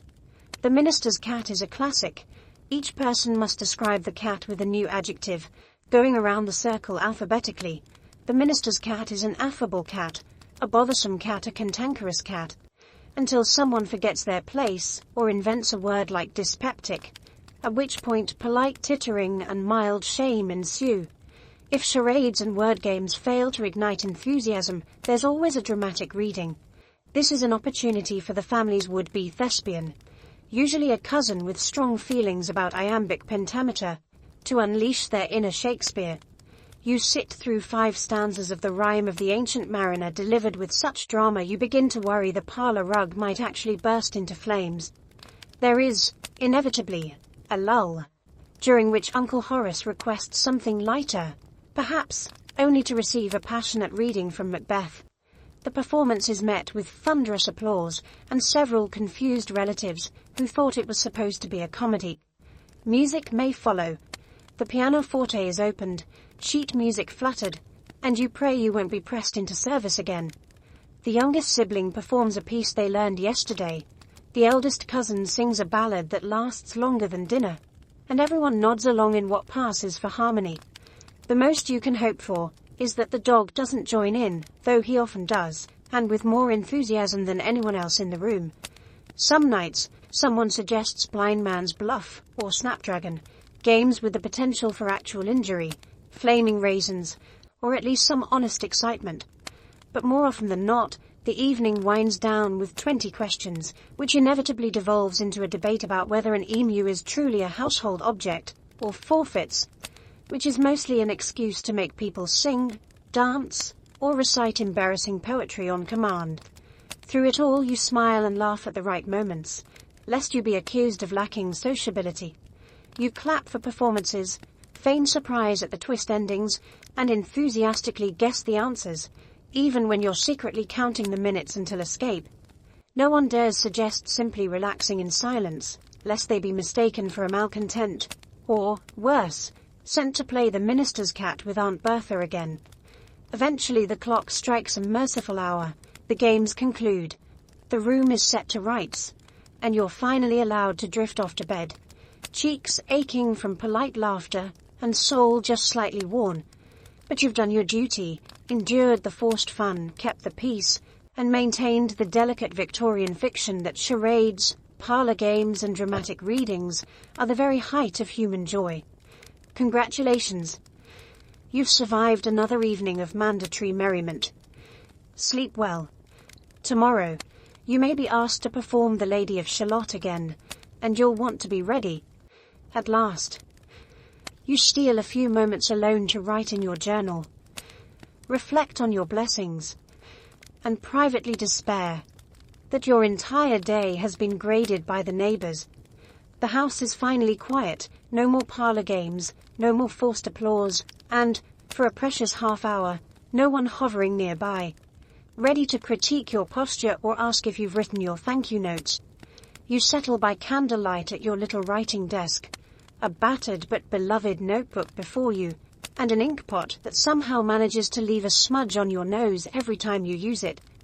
Journaling is a sacred act, a tiny rebellion in a day otherwise spent performing for others. This is the only place you can truly be yourself, even if your most honest entries read like a catalogue of small grievances and near misses with disaster. Tuesday. Avoided Aunt Bertha's matchmaking by pretending to faint. Nearly worth the concussion. The soup was, again, aspic. You pour out the details that no one else would understand. The agony of a corset that's 2 inches too tight, the triumph of remembering all the forks at dinner, and the sheer adrenaline rush of sneaking jam from the larder undetected. The official tone of your journal is grateful and composed, but the subtext is pure, undiluted exhaustion. You list your blessings, good health, apart from the blisters and persistent sense of existential doom, a respectable family, even if they all insist on reciting poetry after dinner, and a roof over your head, preferably one without squirrels. For posterity's sake, you throw in a few lines about the joys of needlework, and the profound satisfaction of a well-tended fern, but beneath the surface you use your journal as an emotional pressure valve. Here you can admit that the endless social calls, perfectly ironed handkerchiefs, and marathon rounds of charades are not, in fact, your idea of happiness. You jot down the secret anxieties. Will mother ever approve of my hairpins? Did anyone else notice I nearly dropped my napkin at dinner? What if I die and they publish this? For every Dear Diary, today was delightful, there's a shadow entry. Dear Diary, today was survivable. Journaling also offers a private space to dream. You sketch out secret ambitions, travel to the continent, publish a novel under a daring pseudonym, or, on rebellious nights, buy your own hat without committee approval.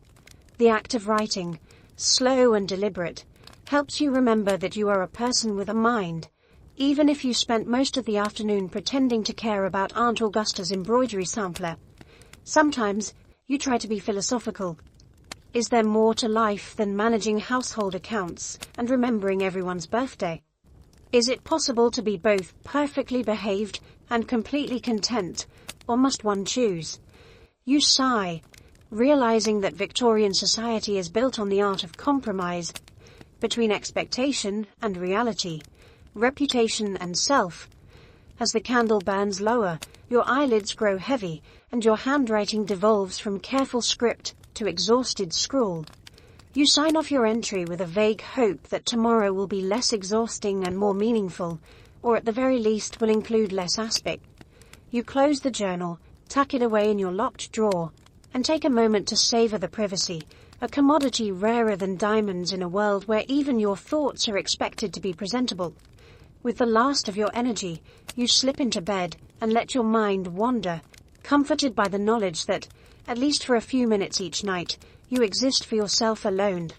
Sleep comes as a gentle relief, and tomorrow you'll wake up and do it all again, with a little more wit, a little more grit, and just a touch more existential dread. Congratulations! You have survived another Victorian day, journaled your secret truth, and kept your spirit quietly alive. Before bed, you must unpin your hair, recite prayers, and possibly negotiate with God for just one dream about not wearing a corset. Bedtime is an ordeal, and sleep is more of a social experiment than a guarantee.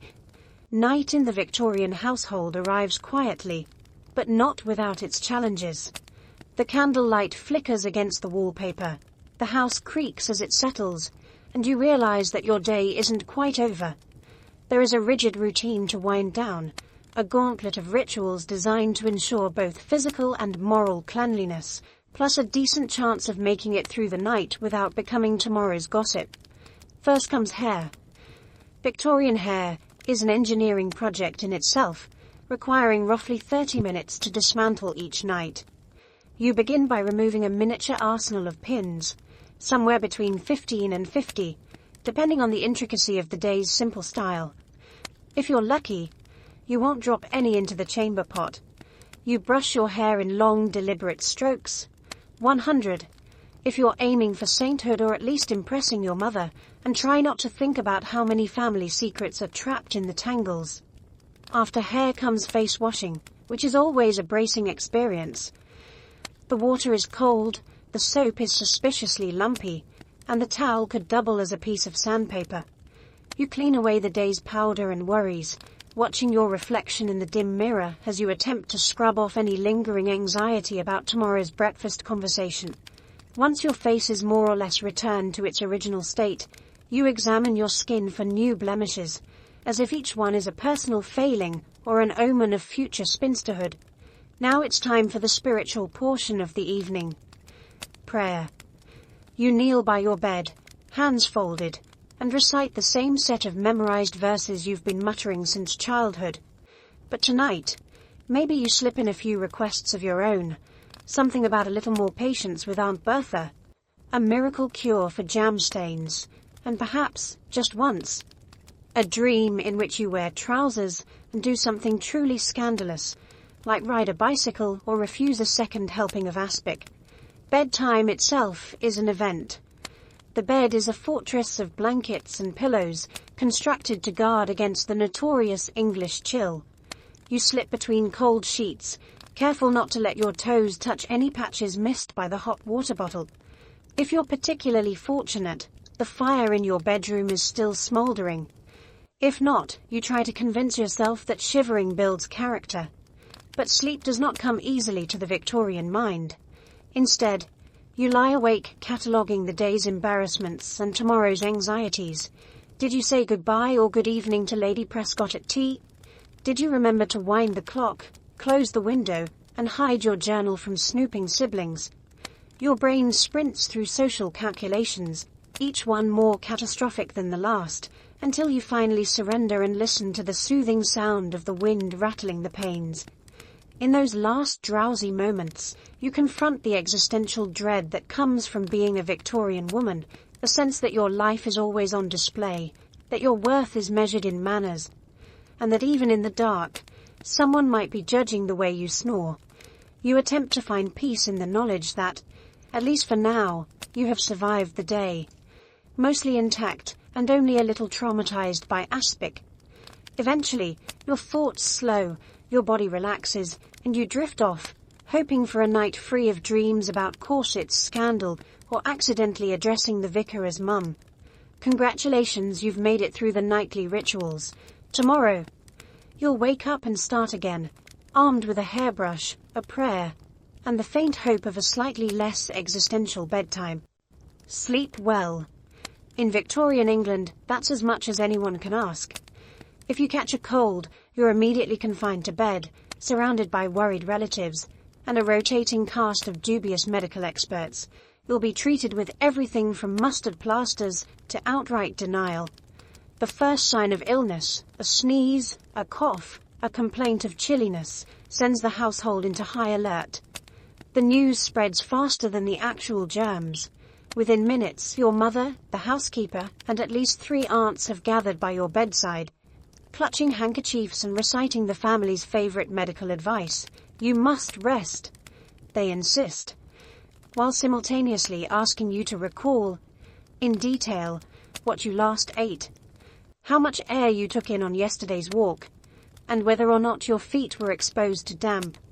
Victorian sick days are equal parts drama and inconvenience. The sick room is prepared with the urgency of a royal birth. Curtains are drawn, a faint smell of camphor fills the air, and someone arrives with a tray holding weak tea and dry toast. The fire is kept burning at an oddly punishing temperature, as if sweating is a universal cure. You are tucked into bed with enough blankets to smother all symptoms and any hope of breathing freely. A bell is placed within reach, not for summoning comfort, but for summoning more people to interrogate you about your symptoms. Enter the home remedies. Your relatives rotate through a series of treatments guaranteed to draw out the humors. Someone produces a bottle of patent medicine with a label that promises relief from colds, coughs, rickets, and perhaps even original sin. It tastes like liquid shoe polish and burns all the way down. If that fails, there's the ever-popular mustard plaster, applied with the gentle touch of a bricklayer. It burns, it itches, and it leaves you wondering if the cure is, in fact, the punishment for complaining. Medical professionals, if called, arrive with their own set of horrors. The family doctor is equal parts sage and gambler, ready to prescribe everything from leeches, just to be sure, to a purgative, cleanses the system. The less fortunate may encounter a neighbor with a homeopathic streak, ready to recommend everything from lavender compresses to a fresh onion worn around the neck. You comply, mostly because resistance requires more energy than you have, and you're already half convinced you're dying of boredom. Meanwhile, the family debates over your bedside, all in carefully modulated whispers. Is it a slight indisposition or something lingering? Should you be allowed to read? Or will the excitement of a novel send you into a fever? Every cup of tea is administered with the solemnity of a potion. Every cough is greeted with concern, advice, or, in the case of Aunt Bertha, a long tale about the time she nearly perished from a cold but was saved by brisk walks and an alarming quantity of bacon fat. Rest is the official prescription, but actual sleep is impossible. The door creaks open every 10 minutes, servants checking the fire, siblings sneaking a peek, relatives just making sure you're still with us. The only peace comes in the small hours of the morning, when you can lie back, surrounded by your mountain of blankets, and imagine a world in which a touch of catarrh is met with nothing but a quiet nap and a stack of scandalous novels. Recovery is just as theatrical. You're praised for your bravery. Such a good patient. Hardly complained at all. And gently ushered back into the household routine, though forbidden from vigorous activity for at least a fortnight. Unless, of course, you're needed for a particularly dull social call. Congratulations! You have survived the Victorian sick day, dosed, roasted, interrogated, and ultimately released back into the wild. And if you still have a cough, best keep it to yourself. You don't want to go through all that again until at least Christmas. Beneath the layers of etiquette and ruffles, every Victorian woman harbors secret joys and vices.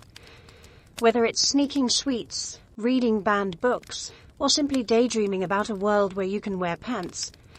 Outwardly, your life is an endless parade of good behavior, gentle accomplishments, and polite restraint. But behind every properly arranged fringe curtain, there exists a whole clandestine universe. The truth is, even the most respectable young lady has her guilty pleasures. And, more often than not, she's gotten very good at hiding them. Let's start with the classics, sweets. Officially, you partake of sugar only during sanctioned meal times. and always with the restraint expected of someone whose waist is under public scrutiny.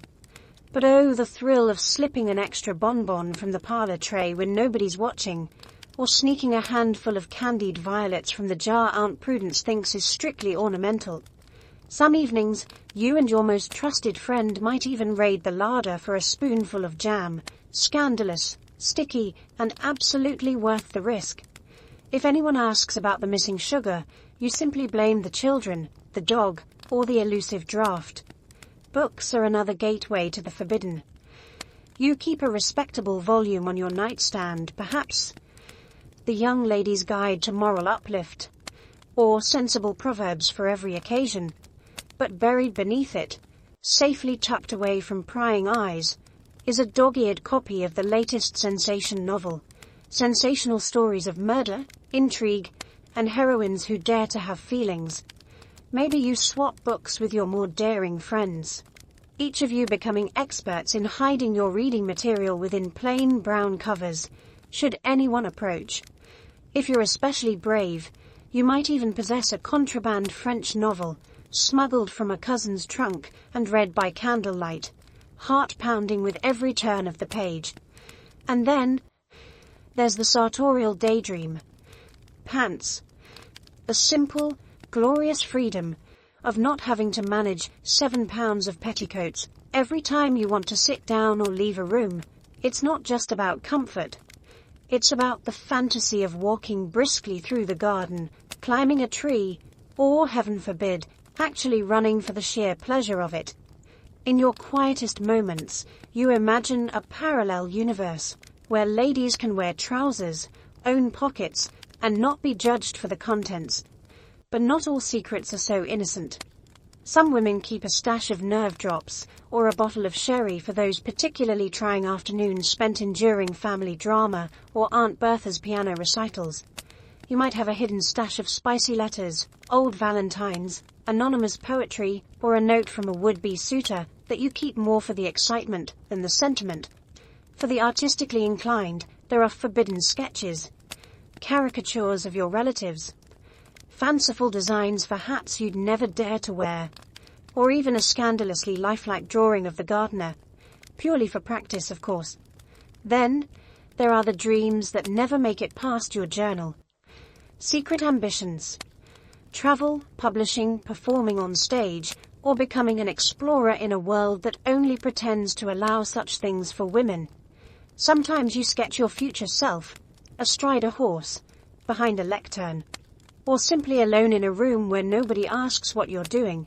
The fact that these are secrets says more about society than about you. Still, the best-kept secret is simply the pleasure of solitude.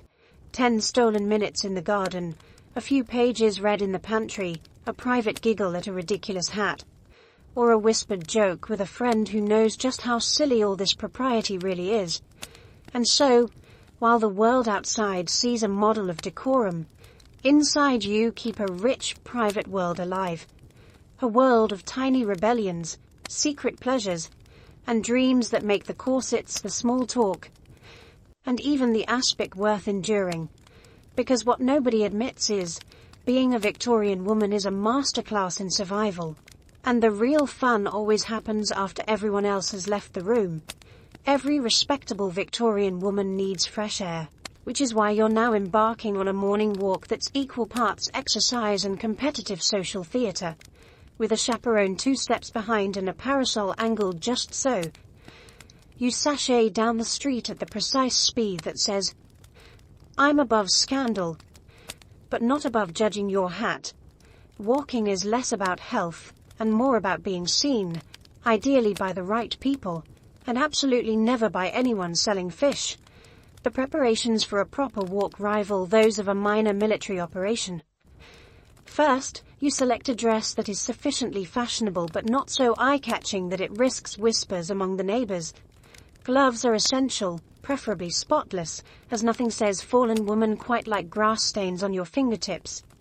Your shoes must be practical for cobblestones, yet delicate enough to suggest you've never run for a carriage in your life. And don't forget your bonnet, arranged at the exact angle to frame your face in a way that suggests both modesty and just the faintest whiff of mystery. Your chaperone, whether mother, aunt, or slightly judgmental family friend, inspects your outfit with a gaze sharp enough to cut thread. She adjusts your collar, tats at a rebellious curl, and arms herself with a reticule large enough to carry smelling salts, a tiny Bible, and enough peppermints to fuel both of you until lunch. Together, you exit the house, a team, but not a democracy. The street itself is a bustling stage. You are not simply out for a walk. You are participating in the grand pageant of local society. Every housewife at her window, every errant child, every shopkeeper dusting his awning, is both audience and judge. You nod politely to acquaintances, exchange carefully calibrated smiles with potential rivals, and offer a tiny wave to any friend not currently under suspicion of impropriety. There are rules to this promenade. Never walk so fast that you appear rushed. What are you fleeing exactly? But never dawdle, lest someone think you're loitering for attention or, heaven forbid, for a glimpse of that new clerk at the haberdasher's. Sidewalk navigation is its own sport. A subtle dance of yielding, advancing, and gracefully avoiding any hint of actual exertion. The only thing more dangerous than tripping over a loose paving stone is making eye contact with the local fishmonger, who may shout greetings that include details about your family's haddock consumption, social death. The parasol, meanwhile, is more than a sunshield. It's your best prop. You twirl it with languid grace, using it to signal disapproval, a quick snapshot, interest, a subtle tilt toward a particularly well-dressed passerby, or outright distress when a stray dog comes too close, or worse, an unchaperoned bachelor. The art of the parasol is to say everything without uttering a word. If you're lucky, your route will take you through the park, where you can admire the flower beds, make brief, suitably uninteresting conversation with other walkers, and be seen by exactly the right number of eligible gentlemen. No more, no less. You stop to observe the ducks, which are less judgmental than your neighbors, and exchange harmless gossip with your chaperone, who always manages to make a question about someone's geraniums sound like a warning about moral decay. Inevitably, there are obstacles. A sudden rain shower threatens to freeze your hair and undermine your composure. A runaway child nearly collides with your skirts, prompting a gasp and a lecture on decorum. You skillfully avoid stepping in anything that would sully your boots or your reputation. The walk concludes with a triumphant return home, cheeks slightly flushed, dignity intact, and just enough of a breeze in your bonnet to suggest that, yes, you have embraced the great outdoors. Your chaperone declares the outing a success, no fainting, no scandal, and not a single fishmonger in sight. Congratulations. You have paraded down the street for no reason at all, performed the subtle ballet of Victorian respectability, and returned victorious. Until tomorrow, when the game begins again, and your parasol waits, ready for its encore. If you're lucky enough to have a garden, congratulations. You've unlocked the era's most respectable excuse to dig around in the mud and pretend you're too busy to answer intrusive questions about marriage prospects. Victorian gardening is less about growing vegetables and more about competing for the title of most unnecessary rosebush. You kneel in the dirt, deadheading flowers, and nurturing a deep, silent rivalry with Mrs. O. Pennyfeather next door, whose chrysanthemums are frankly show-offs. In the eyes of society, gardening is the one truly virtuous pastime. Unlike music, which risks becoming too emotional, or reading, which can lead to dangerous ideas, tending to your flower beds is an unimpeachable sign of good character. It's also a rare chance for a bit of honest physical activity, though, of course, you must never admit to enjoying it. There's a careful choreography to the whole business. Kneel on a mat to avoid soiling your dress. Don gloves to protect your delicate hands, and wield your trowel with the practiced air of someone who's definitely read about gardening in the ladies' magazine.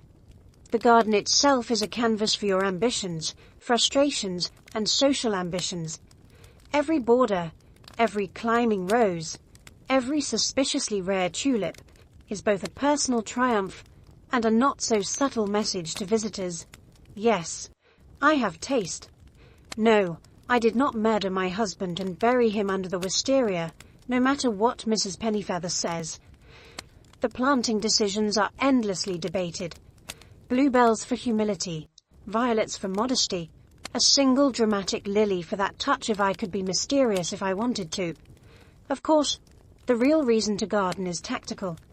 There's no better excuse for missing an awkward afternoon tea or evading a persistent suitor than the sweet peas simply cannot wait another minute.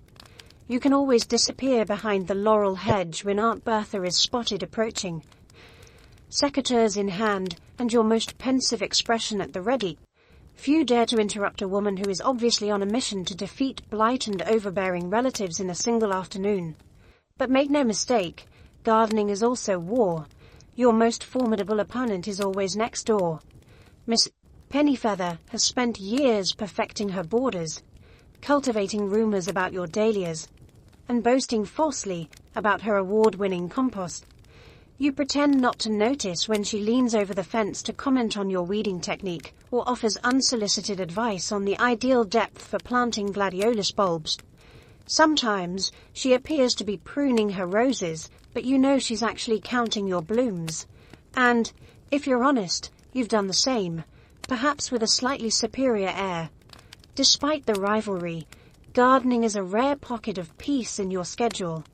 The scent of freshly turned earth, the gentle hum of bees, and the occasional thrill of discovering a perfect, unsupervised worm offer a simple pleasure that almost makes up for the endless rounds of needlework and forced conversation. Here, among the marigolds and pansies, you can indulge in daydreams, listen to the world go quietly mad around you, and get dirt under your nails with no witnesses but the robins. Your mother may approve, provided you avoid sunburn and unladylike levels of exertion.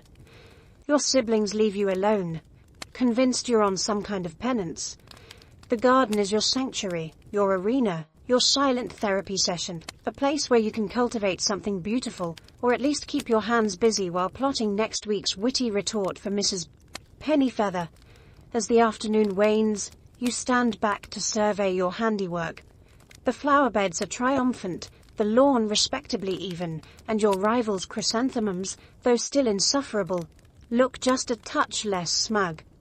You dust off your gloves, straighten your bonnet, and walk inside, feeling oddly victorious. Gardening. Proof that sometimes the best way to survive Victorian womanhood is to dig deep, plant bravely, and let the neighbours stew in their envy. Today's calendar says dress fitting, which is Victorian code for voluntary immobility while strangers poke you with pins. You stand on a tiny platform, arms outstretched, while a seamstress mutters quietly about your posture, and a distant cousin offers unsolicited advice about sleeve length. The fitting lasts long enough for you to reflect on every biscuit you've ever eaten and to question whether you even like the colour puce. Victorian dress fittings are an elaborate rite of passage, a blend of silent endurance, awkward self-reflection, and the constant threat of being jabbed by someone with more opinions than patience. The day begins with an air of hushed importance. You're escorted into the fitting room, a place where time stands still and the only certainty is that someone will measure your waist and then suggest it might benefit from just a little more discipline. First, there's the ritual of undressing. Layers are peeled away like the petals of a very nervous onion. Outer gown, underskirt, petticoat, corset cover, and the corset itself, which, for the record, never seems to fit exactly the same way twice. Every garment is carefully folded and laid aside, while you try not to think about the draft and hope no one comments on your chemise. The seamstress greets you with a pin cushion strapped to her wrist and a look that says, "We're about to find out how much you really like cake." Then, the fabric is draped and pinned with the precision of a military operation. The bodice is adjusted, the skirts are arranged, and yards of fabric swirl around you like a very decorative straitjacket. Your job is to stand perfectly still, breathe shallowly, and resist the urge to scratch your nose, an itch that will only grow more urgent as the minutes tick by. Meanwhile, the peanut gallery assembles. Your mother sits nearby, offering gentle encouragement and less gentle reminders that we want this dress to be timeless, not attention-seeking. A cousin or two drift in, helpfully offering thoughts like, "Have you considered a fuller sleeve?" Or, "That color's unusual." The seamstress grunts, tugs, and pins, her murmured observations ranging from, "The bust is generous." Translation: "You are doomed to more boning too. We'll just let out the waist a half-inch." Translation: "Someone's been enjoying scones." Every inch of you is measured, poked, and prodded. You have never been more aware of your own body. Is your posture correct? Are your arms the same length? Did you actually gain weight? Or is puce just an unforgiving color? You stare straight ahead, watching the dust motes in the sunlight, and trying to mentally compose your next diary entry. Survived another fitting. Lost feeling in left foot. May never look at velvet the same way again. The process is agonizingly slow. Every seam must be perfect, every hem even, every detail discussed, altered, and then discussed again. If you dare to sigh or shuffle your feet, the seamstress sighs louder and declares, "If you can't stand still now, how do you expect to stand through a 3-hour dinner?" You suppress the urge to reply, with hope and sturdy shoes. The grand finale comes when you're finally allowed to see yourself in the full-length mirror. There you are, the dress taking shape, pins glinting in the afternoon light, a vision of Victorian elegance, at least until someone points out that the trim needs adjusting or the bustle could be more assertive. You nod, as if you understand the politics of bustles, and try to ignore the existential question burning in your mind. Is all this really worth it for a single garden party? When at last you're released, you peel off the test garments, thank the seamstress, who is already plotting your next fitting, and escape with a sense of accomplishment mixed with mild trauma. You're one step closer to owning a dress that will make you the envy of the neighborhood. Or at least, the only one in puce. Congratulations. You've survived the dress fitting. A lesson in patience, posture, and the peculiar human capacity to suffer for fashion. Your house is technically staffed, but every day brings new opportunities to master the fine Victorian art of the polite complaint. The coal scuttle is half empty, the footman's hair is slightly too modern, and someone has moved your favorite armchair 3 inches to the left, possibly as part of a household coup. You summon your inner general, issue veiled instructions, and brace for the next skirmish in the ongoing domestic Cold War. Victorian households run on a steady diet of discipline, protocol, and subtle psychological warfare. As mistress, you're expected to keep everyone in line, maintain impeccable standards, and do it all with the sort of gentle firmness that suggests both authority and deep reserves of patience, even if you have neither. The official rule, never shout. The unofficial rule, never let them see you panic. The daily parade of minor offenses begins with the morning inspection. You glide through the house with the measured step of a monarch on a surprise visit, noting with eagle-eyed precision every spot of dust, misaligned cushion, and slightly wilted fern. The maid who dusts your writing desk is unfailingly cheerful, which makes it doubly hard to mention that the silver inkstand now smells faintly of onions. You smile, and with a voice so calm, it borders on threatening. You say, "Perhaps next time." Just a touch less enthusiasm with the polish Mary. It's a delicate dance. You must never complain directly, but instead deploy a battery of euphemisms and half-compliments. "The soup was interesting tonight. Cook. Perhaps tomorrow something a little less adventurous." Or, to the footman, "What a striking hairstyle, John. Is it Parisian?" The most powerful phrase in your arsenal is, "I wonder if we might try it this way," which translates roughly to, "Do this immediately, or I shall die of embarrassment before luncheon." And there are always mysterious incidents. The coal scuttle, for instance, is never quite full. Is it the new scullery maid, or has the butler declared a private war on heat? You're never quite sure, but you leave subtle hints. How brisk the drawing room feels this morning. Perhaps we could be extra generous with the coal. The armchair, inexplicably relocated, becomes the subject of a week-long investigation as you carefully mention to everyone, within earshot of the guilty party, How the light in this corner is so perfect for reading. Sometimes, of course, your efforts backfire. The staff, operating under their own parallel chain of command, develop a silent code for household warfare. The salt is never in the same place twice. The housekeeper insists the armchair must be moved for better air circulation. The gardener mysteriously forgets to trim Mrs. Pennyfeather's side of the hedge. You issue instructions, receive bland assurances, and wait for the next, inevitably creative, rebellion. Your only defense is to master the art of the subtle escalation. Begin with a gentle reminder. Follow up with a slightly more pointed suggestion. If all else fails, you bring out the ultimate weapon. A visit from your mother or the vicar, both guaranteed to inspire a sudden miraculous improvement in standards for at least 48 hours. Yet, through all this, you're also expected to be kind, attentive, and never, never forget a birthday or special occasion. You remember favorite teas, inquire after sick relatives, and distribute modest gifts at Christmas, even as you quietly plot a full reshuffle of the kitchen staff. The goal is harmony, but the reality is endless negotiation, a cold war conducted with silver trays and folded napkins. At the end of the day, you collapse into your perfectly replaced armchair, reflecting on your victories. The fire is blazing, the soup is edible, and the footman's hair is, well, still a little too Parisian, but you'll tackle that tomorrow. Congratulations. You've survived another round of the servant problem, demonstrating all the tactical genius of a field marshal and the patience of a saint.